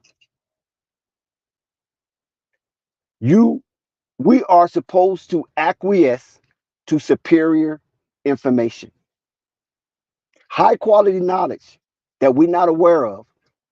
We're designed to absorb it and then masticate on it, digest it, and then regurgitate it to the next one. That's called replenishing. That is called replenishing. But we want to replenish for the positive. We don't want to replenish for the negative. We don't want to be bogged down with grief and despair because we want to hate everything. We want to accept victimhood. And that's the problem. A lot of our minds subconsciously observe, excuse me, subconsciously absorb victimhood. We see it on TV. That's why they produce all these damn slave movies. They want you just to be constantly bombarded with victimhood and makes you angry. And so when you get angry, psychologically, you in retrograde. And when you allow the anger to fester, it can turn into jealousy. And if you allow the jealousy to fester, because there's a redeemable element in jealousy, there is a redeemable element in jealousy or within jealousy. But if you allow that jealousy to fester, unhindered, unchecked, it will turn into envy. And we know envy is the mother of murder. So you might not physically murder someone, but you murder their character. You murder their endeavors. You murder their pursuits because you allow this process to permeate the outside of your soul that it becomes hardened through coagulation and rigor mortis sets in. And now you have become a hardened individual and your soul has been encapsulated by the crust of all the things that I mentioned. And so it only takes divine intervention to crack that crust and chip away at that crust for your soul to expand again and be free. But if you don't allow that to come in, then you will be rotten. And your life will be filled of affliction. And you'll see no way out. You'll see no way out. Because now that affliction has blurred your vision to the point that when things were once pixelized, has become unpixelized. And now that TV we talked about earlier is back blurry again because the reception is off and the channel is not properly tuned.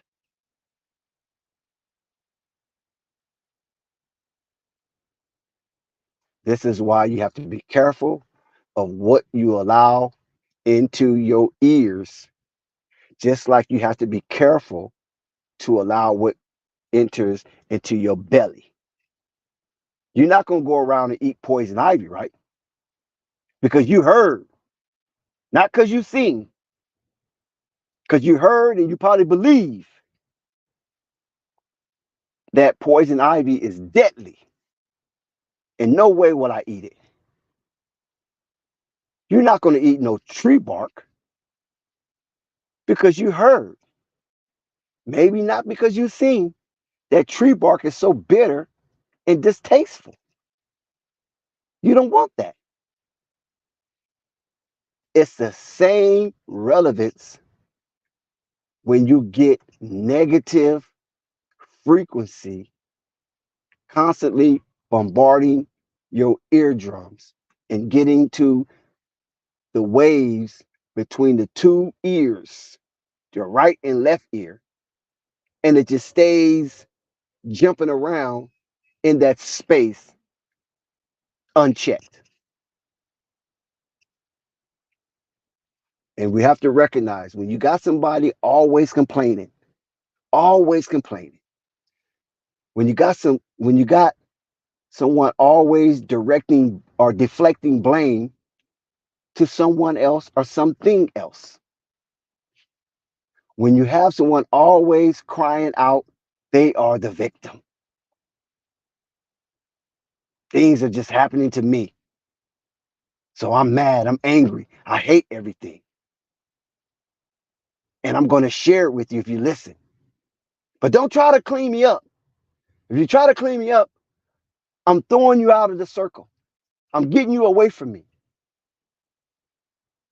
I don't want to hear you trying to clean me up. I'm a liaison. I'm a legion to death.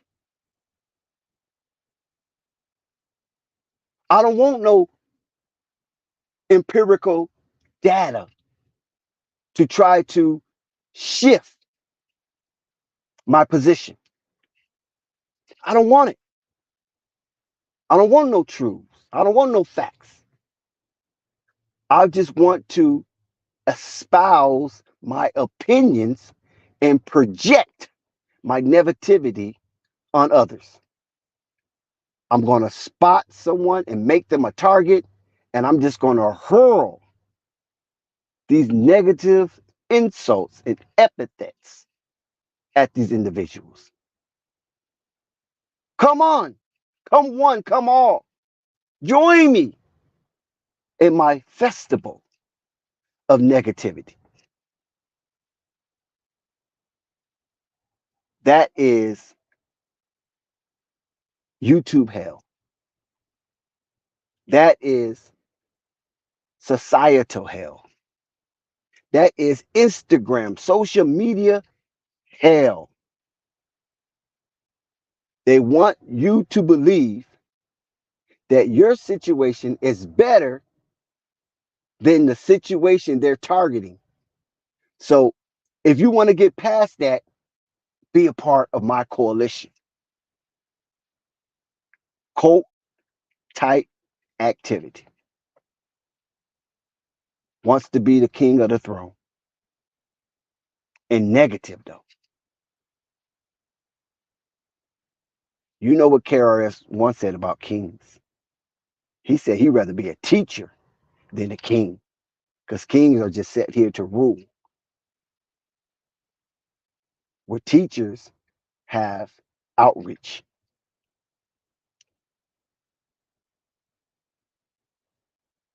And you can, the word teach, Teach, you can replace the T with R, and it's reach.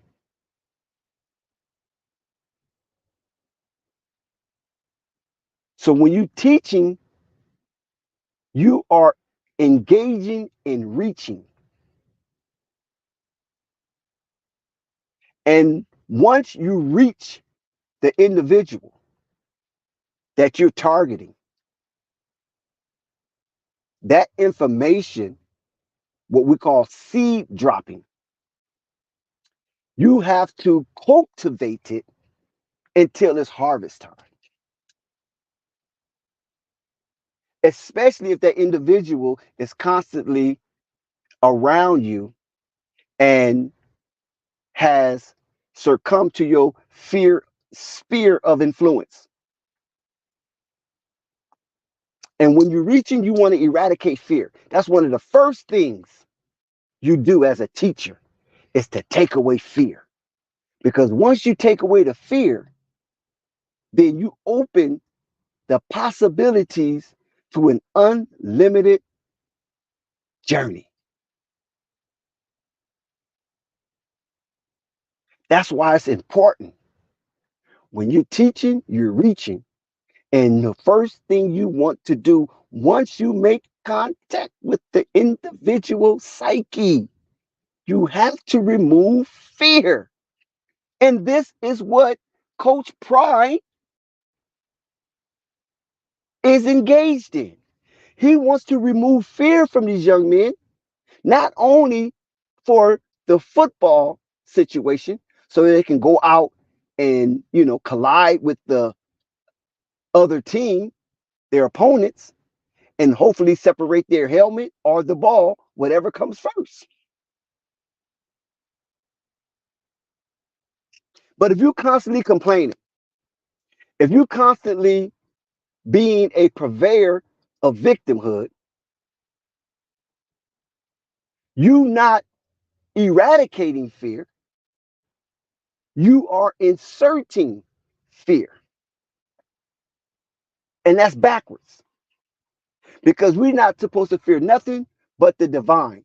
And the fear that the divine is talking about, not that you biting your fingernails, you shaking in your boots, but the fear of reverence that I want to be in this kind of presence and I don't want to screw it up. That kind of fear and awe, not the fear where you scared. The only fear that's relevant to being afraid is basically use the term terrorize. When the divine talks about the opposition, it's talking about filling them with terror. That's different from those that believe fear, because the divine don't want us to be terrorized. The divine wants us to be at peace, serenity, bliss.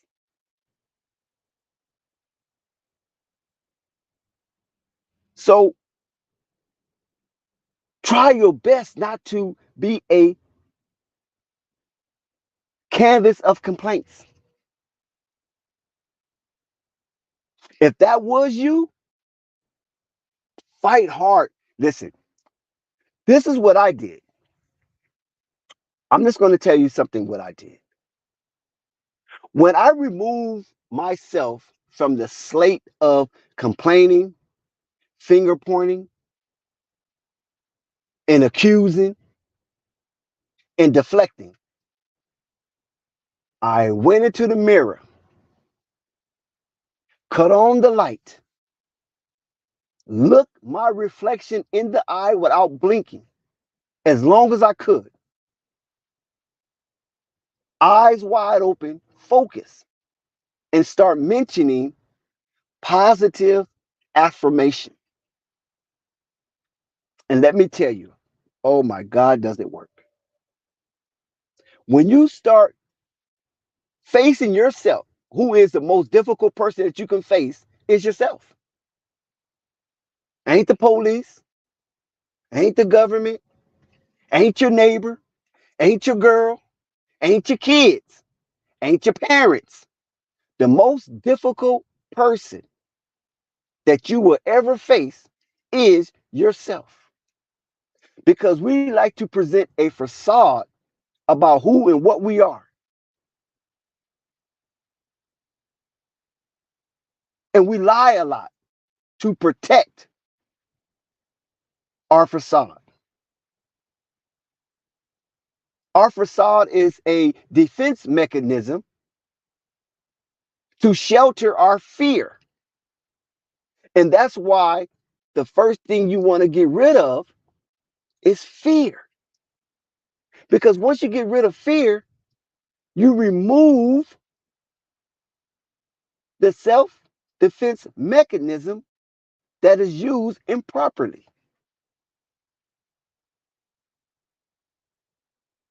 But if you continue to have fear, you enclose yourself.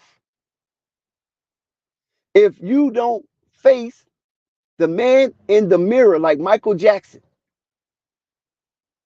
once sung, it starts with the man in the mirror.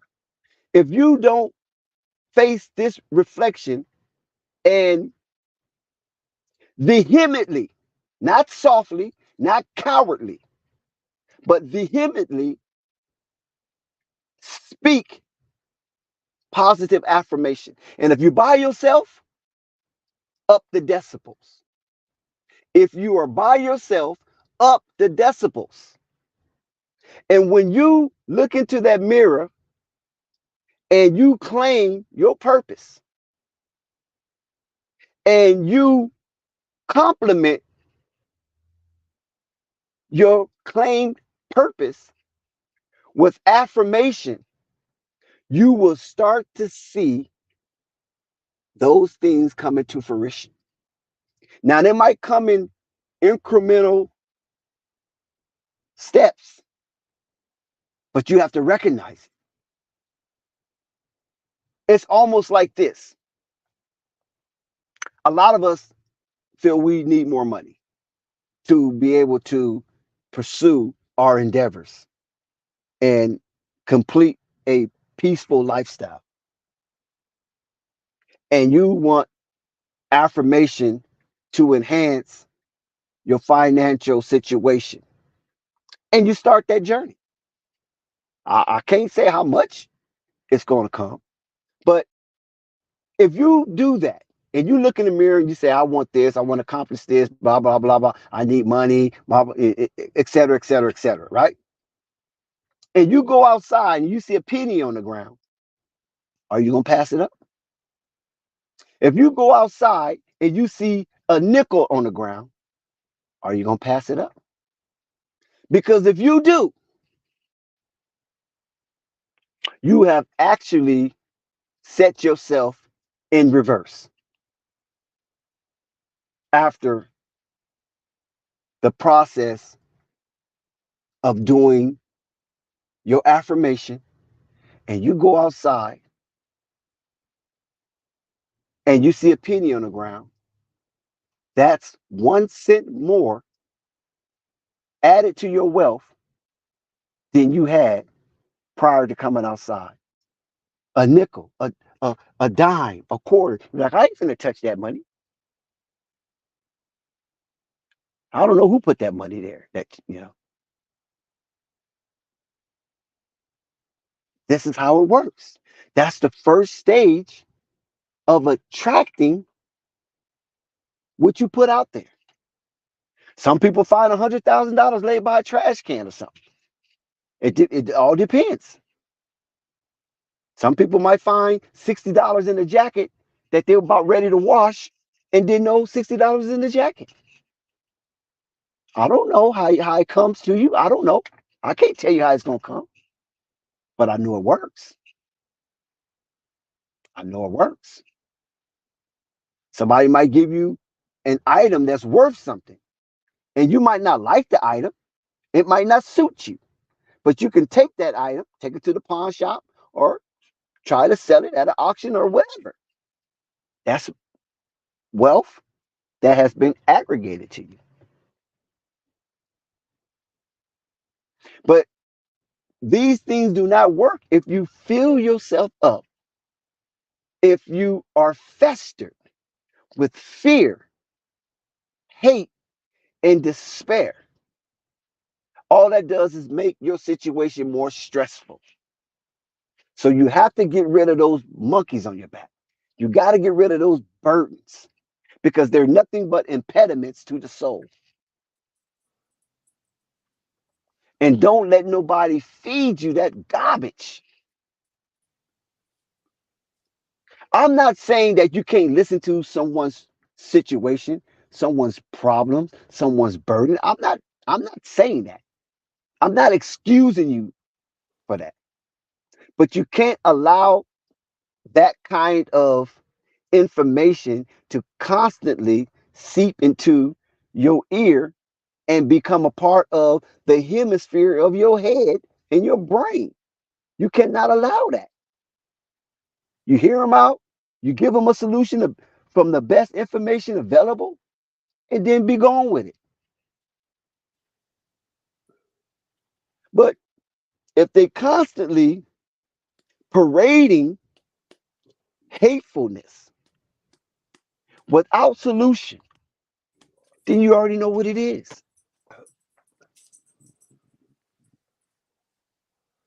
You already know what it is.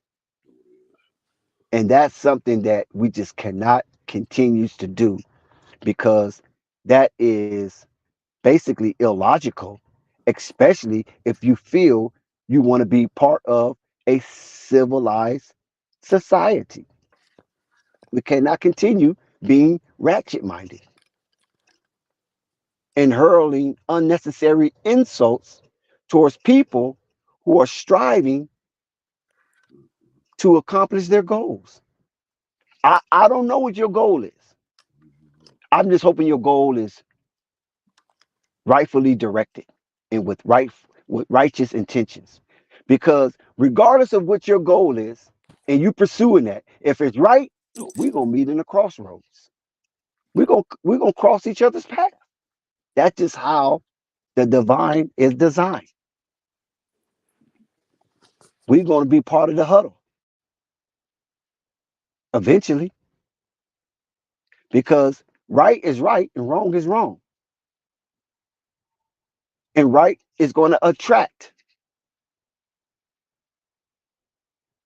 So this is why we want to get past shades of color, not shades of behavior. Keep this in mind now, because a lot of times you talk about, oh, I'm colorblind. No, I'm not colorblind.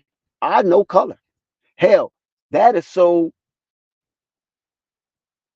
rudimentary that the first stage of intellect that you recognize is color. It's color. When you first go to school in kindergarten, and we know what kindergarten is, uh, planting seeds. That's what kindergarten means, planting seeds. They teach you how to color, and they want you to color in between the lines because that shows the level of acumen in children at such an age. That's how they can indicate the level of intellect, is you're able to color in between the lines without making a mess on your paper. And if you make a mess, it's no problem because some kids are developed sooner than others. And eventually, they can catch up and maybe surpass you. But a primary indication of intellect is being able to color in between the lines and identifying certain aspects of shades. So I'm not colorblind. I understand what color is. The color is a rainbow. I understand this. But when I say move past color, is don't allow color, human shades, whether you have a thickness of melanin or lack of it, determine who and what that thing is. But behavior, but behavior, is what we must concentrate on. Because the good book says this: you know a tree by the fruit it bears, and you should know a man by his works. So you see how that correlates? If I want an apple, I got to look for an apple tree. If I want an orange, I got to look for an orange tree. So I know the tree by the fruit it bears, and you should know a man by his works. And this is why when you get to a certain age, as I said earlier in the stream, don't be blaming your mama. Don't be blaming your daddy. Don't even blame your environment. Because at a certain age, we are instilled with divine discernment and we get a gut check. But do we listen to that gut when it comes? Do we ignore it? because that's something that we didn't teach ourselves. That's something that someone didn't teach us. If we touch fire, you're going to get burned. Ain't nobody got to teach you that. Because what fool is going to touch fire and let us and stay there? I ain't talking about that magic stuff they be doing over in India and all that, walking over coal and all that, when they put mind over matter. But just the average human being, just in simple pursuit of life. If you touch fire, you know it's hot, it's going to burn you. And something's going to tell you to remove your hand quickly, or else you're going to lose it. It's something innate in us that's divine. So that's why when you reach at a certain age, you cannot do no blame game. You use that as an experience, and you can hold on to it as a reference point in your life. But you can't continue to use it as an excuse to why you have your shortcomings, because we're not created to continue to have shortcomings. We only have shortcomings when we defy the divine. And I'm not telling you to look for no white man with no long hair and some beard that looks like he could be riding on a Harley Davidson, riding off in the sunset with a motorcycle patch club on his back. That ain't what I'm talking about when I mention divine, because that's not real. That's hocus pocus. That's spooky. The shroud of Turin, supposed to be the face of Jesus. Come on, man, that's so much scamming going on. You know it, and I know it. That ain't what I'm talking about. What I'm talking about divine is something that links you up to your imagination. And we know the root word of imagination is image. And we already talked about image by using the TV as an example, as it's fuzzy at first, and then you play around with the antennas to get the reception better, and then it becomes picturized, and you have a picture that you can identify. Image, imagine. Continue to imagine. Continue to put image into your head, positive image, until something pop. And that's how a lot of people find their purpose. Some find it a little earlier in life. Some find it later in life. The earlier you find it, the more joy you can have with it. I'm gonna tell you that right now. If you find your purpose later in life, you're gonna have some joy, but it might be short-lived. And it's nobody's fault but yours. Because your purpose is already designed, entwined in your DNA. Because your purpose is whatever you do good. And it's easy for you to do it. Nobody got to teach you. Now they can help fashion it and, cut off some of those rough edges and groom you to where it is explosively obvious. That, yes, that's where mentorship comes in at. But naturally, you know the purpose because you're able to do something so fluently, repetitiously, without flaw. And a lot of times we recognize it in our children, but we be afraid to harness it. We be afraid to cultivate it because we don't know where it's going to end up. And we constantly want control over our children. Even though the divine say, replicate, right? Multiply, right? And replenish. Replenish means to do again. So you don't have to be afraid if you're imparting real data and downloading it into our children, that if they go off into a better spectrum, that we be afraid that we can't control it. Because we think the children that we birth are ours. The children that we birth are not ours, but they are under our stewardship. And we supposed to lead them to the divine. Not no spooky divine. Don't start thinking of some ghost or apparition. Oh, how you doing, my son? I love you.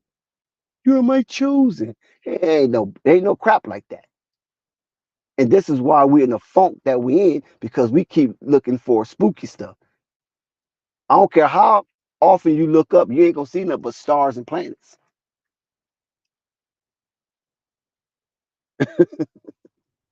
You ain't finna see no man riding on no cloud talking about this way, my son. No, get that image out your head. See, that's how they keep us funky, by inserting those kind of images into our heads. No, don't do that. Get that out your head.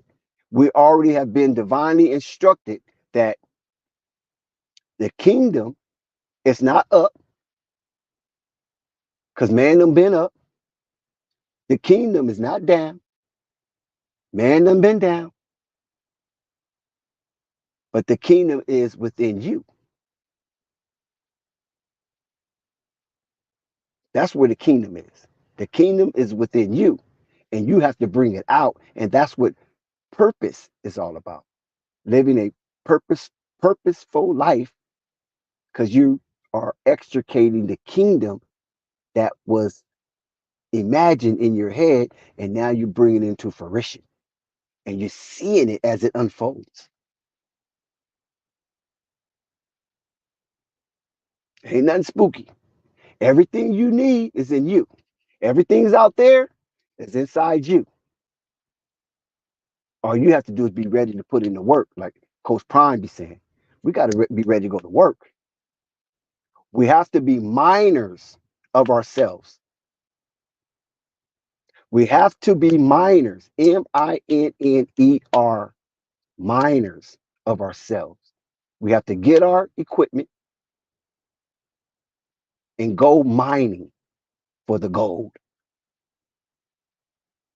Go mining for the gold.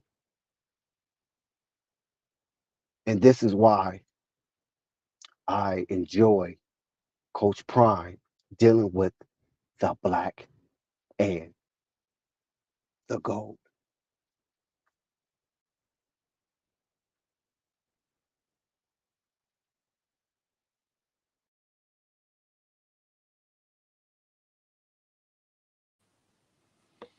Yeah. Well, I had to take a lot of that in, Dex. I agree with all of it. Yeah, I have to agree with all of it again. Like I said before, you make a lot of sense, Dex.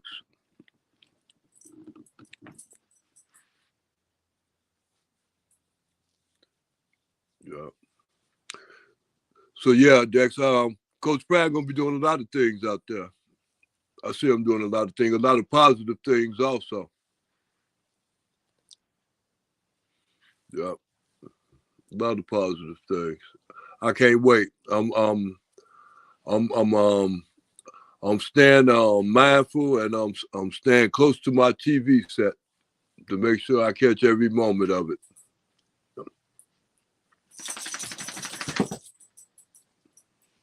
Shout out to Kafani. I know Kafani just pulled up, Yeah. What's up, Kapani? Hmm. unless he got his mic on mute.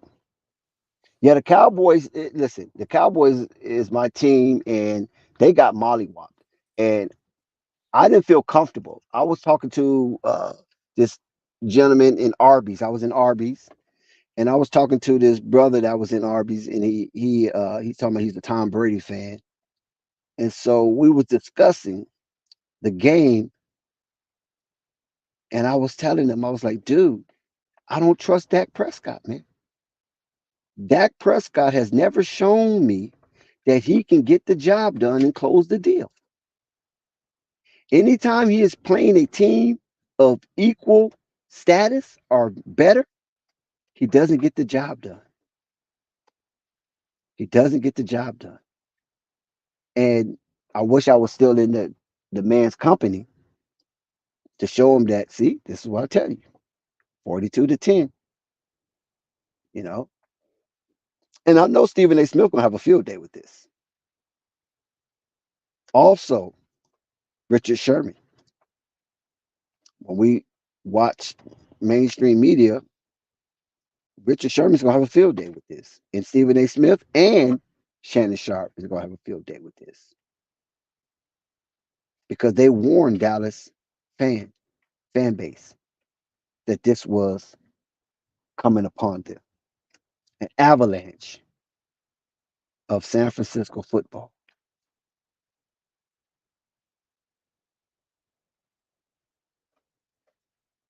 So Dallas going to have a difficult time with Philly because Philly defense is coming alive and they're coming together, and Jalen Hurts is complimenting them by putting that ball in the end zone, and he's becoming a super dual threat for the Philadelphia 76ers that's going to put their opponents in fear mode when Philly steps on that field.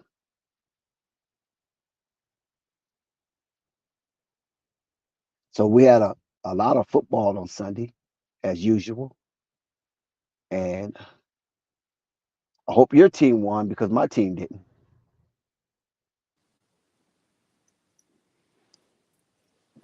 Even the No. Chicago Bears won, for crying out loud.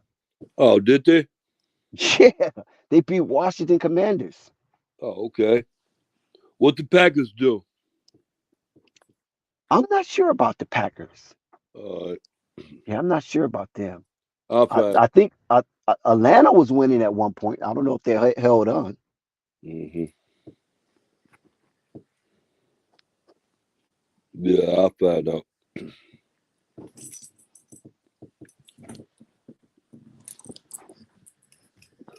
So yeah, it was a lot of football today. It's a lot of football yesterday.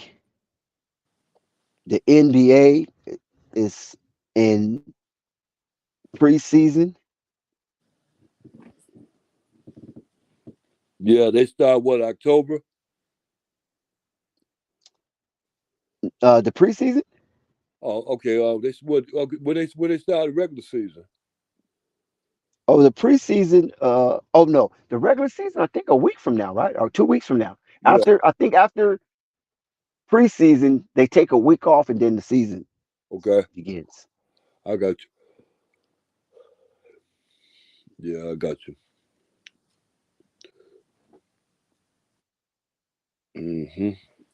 That's going to be interesting. The NBA is season's going to be interesting. I would think, to say the least.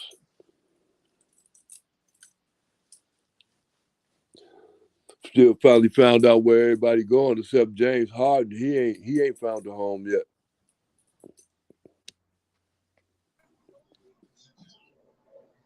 They're gonna probably keep him to the trade deadline. Who? James Harden. James Harden gonna keep him to the trade. Different. Yeah, yeah, they gonna keep him. Yeah, they got. I guess they got to. Rather, they got no other choice. They got to work him at the trade deadline. Yeah, yeah, So yeah, yeah. I mean, whether because y'all got to think about it, man. Where they gonna where they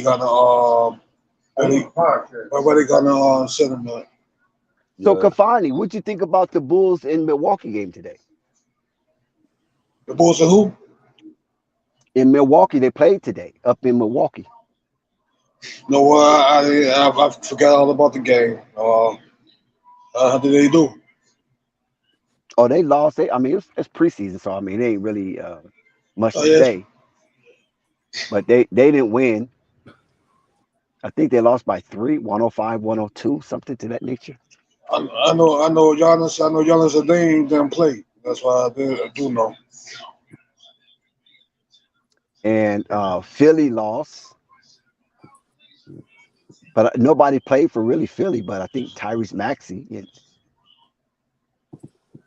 Embiid wasn't out there. I don't think, and Harden definitely wasn't out there. But Tobias Harris was out there. This guy is the richest, no name. effective player in the NBA, Yep. Tobias Harris. And nobody even talks about how he robbed the Philadelphia 76ers. Yep. Shows up to every game. If he's healthy, he plays. Yeah, well, yeah, he played. He only, yeah, that's what you got to think they got to give him. Like I said, some people want to criticize Russell Westbrook, but one thing I can say about Westbrook, he shows up to play. He's doable, but they don't want to give him no credit on that. He, what I'm saying, he ain't like, he's not a, what you call Mr. Glass, you know.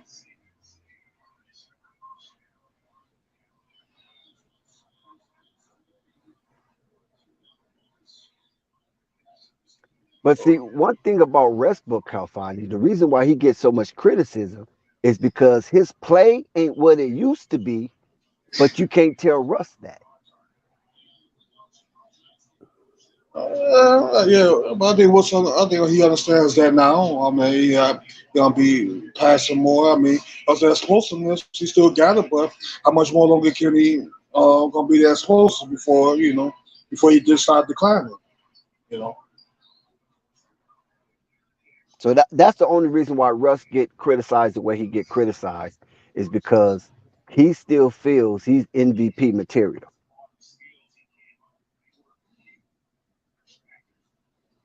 Well, he still got the confidence in himself. I mean, there's nothing wrong with it, but you have to have some realization that if the organization don't see it, why are you fighting the organization? Then demonstrate it. You understand what I'm saying?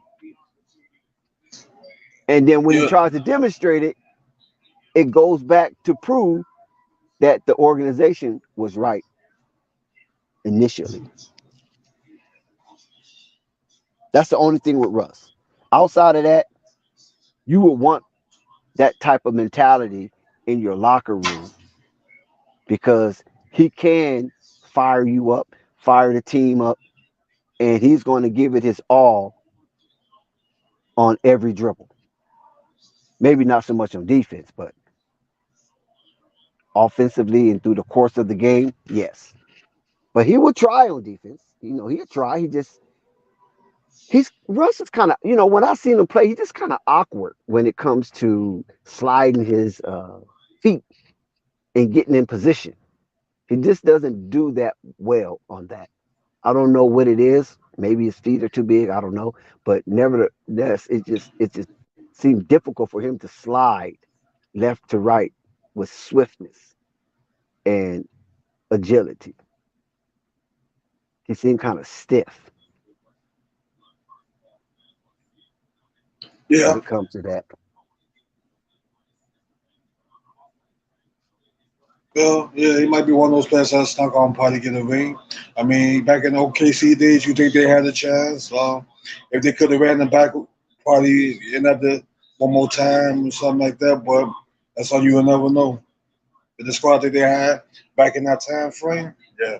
Uh huh. But I guess at that time, KD had enough. He said, I've been with this organization 7 years. It's time for me to departure elsewhere. Uh,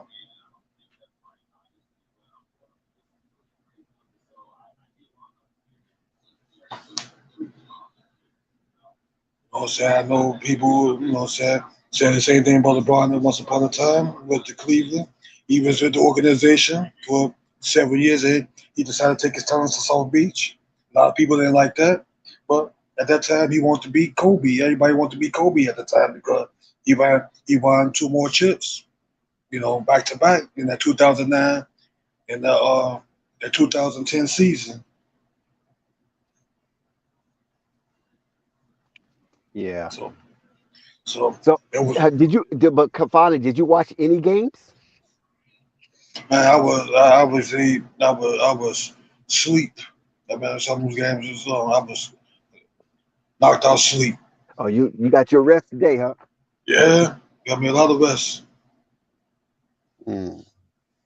Vern, did you watch any games?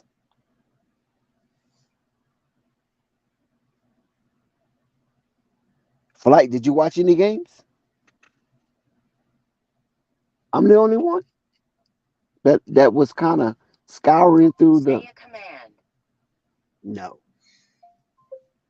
I'm the only one that was scouring through the NBA landscape. Did anybody watch any games in the chat? Shout out to the chat and all the Night Riders. Yeah, that's You know, surprisingly too. I didn't see no games today. Normally on a Sunday, I would have called the Cowboys or somebody. hey, Kafani, when I saw the score was 14-0, I said I'm out. And then Cowboys score a touchdown, give me hope. So it was 14-7. I was like, oh shit, maybe something might, work. And then look what happened. It Oh was a no, man. devastating. Where the hell is Chucky Ducky? Dallas Cowboys got their head peeled, and Chucky Ducky's nowhere to be found. Dallas Cowboys. Like I said, Dallas Cowboys, they're a good team. I mean, they meet their matchup, and sometimes it can be a lot of bad calls in the game that could shift the momentum the other team's way and things of that nature. Then how that so go, and you can't But recover from it. but Dallas have Dallas Things have of to that beat Dallas have to beat these teams because they're going to see them in the playoffs if yeah. they make it. So they're going to have the confidence to encounter these teams that are leaders in their division. Because if you don't, then you just gonna feel that you can't beat them. And when the playoff time comes, that's when it really gets crucial. Well, this So, Cowboys only second loss, right? Only what? Only well, lost 2 times. yeah, I expected this Oh, loss though. yeah. When I looked at the schedule, I expected the San Francisco loss, but I did not expect the Arizona loss. I thought the Cowboys would be undefeated coming into this game. So we got Philly is still undefeated. I don't know if Philly. Yeah, that's why I was looking. Yeah, Philly won. They won. Yeah, they 5-0 right now, man. On the Uh huh. team, 5 and Yeah, 0. they won. Philly won. So Yeah, Jalen yeah. Hurts is doing his thing over there in Philly, man. I told you he I didn't. making a statement, man.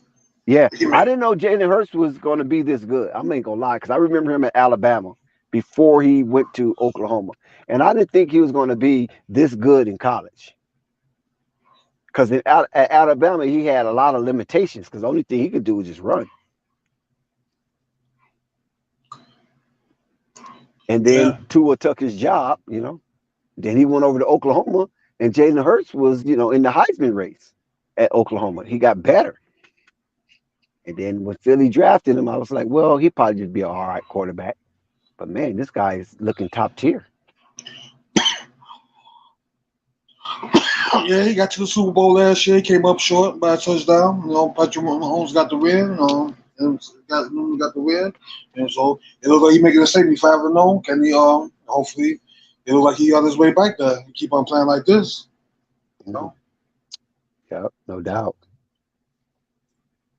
Well, Gemini, I'm going to call it a night.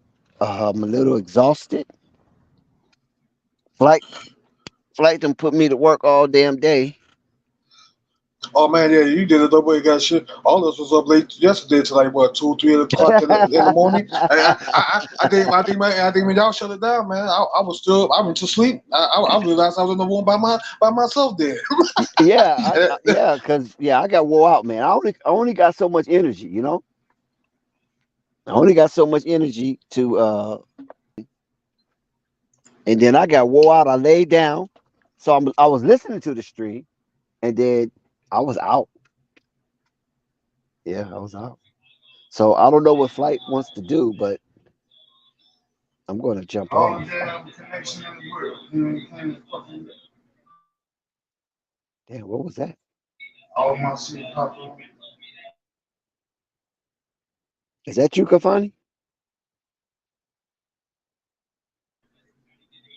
Oh, that's a background there for a minute. Oh yeah, Yeah. Flight is in here somewhere. I don't know where the hell he went, but I'm out, Kafani. yeah. I got a I Okay. got a I got an early mission tomorrow. Oh yeah. Yeah. Time to make the donuts. Understand that? Hmm. Yeah. So salute to everybody. Thank you for rocking with Flight Sports TV. Thank you for giving me your time because a lot of things you could be doing right now, and you chose to spend it with us here at Flight Sports TV. And I'm all access Dex, and I am out for today. I'll see you tomorrow. Please like, subscribe, and hit the notification bell so you won't miss one iota of an exuberant experience. Salute.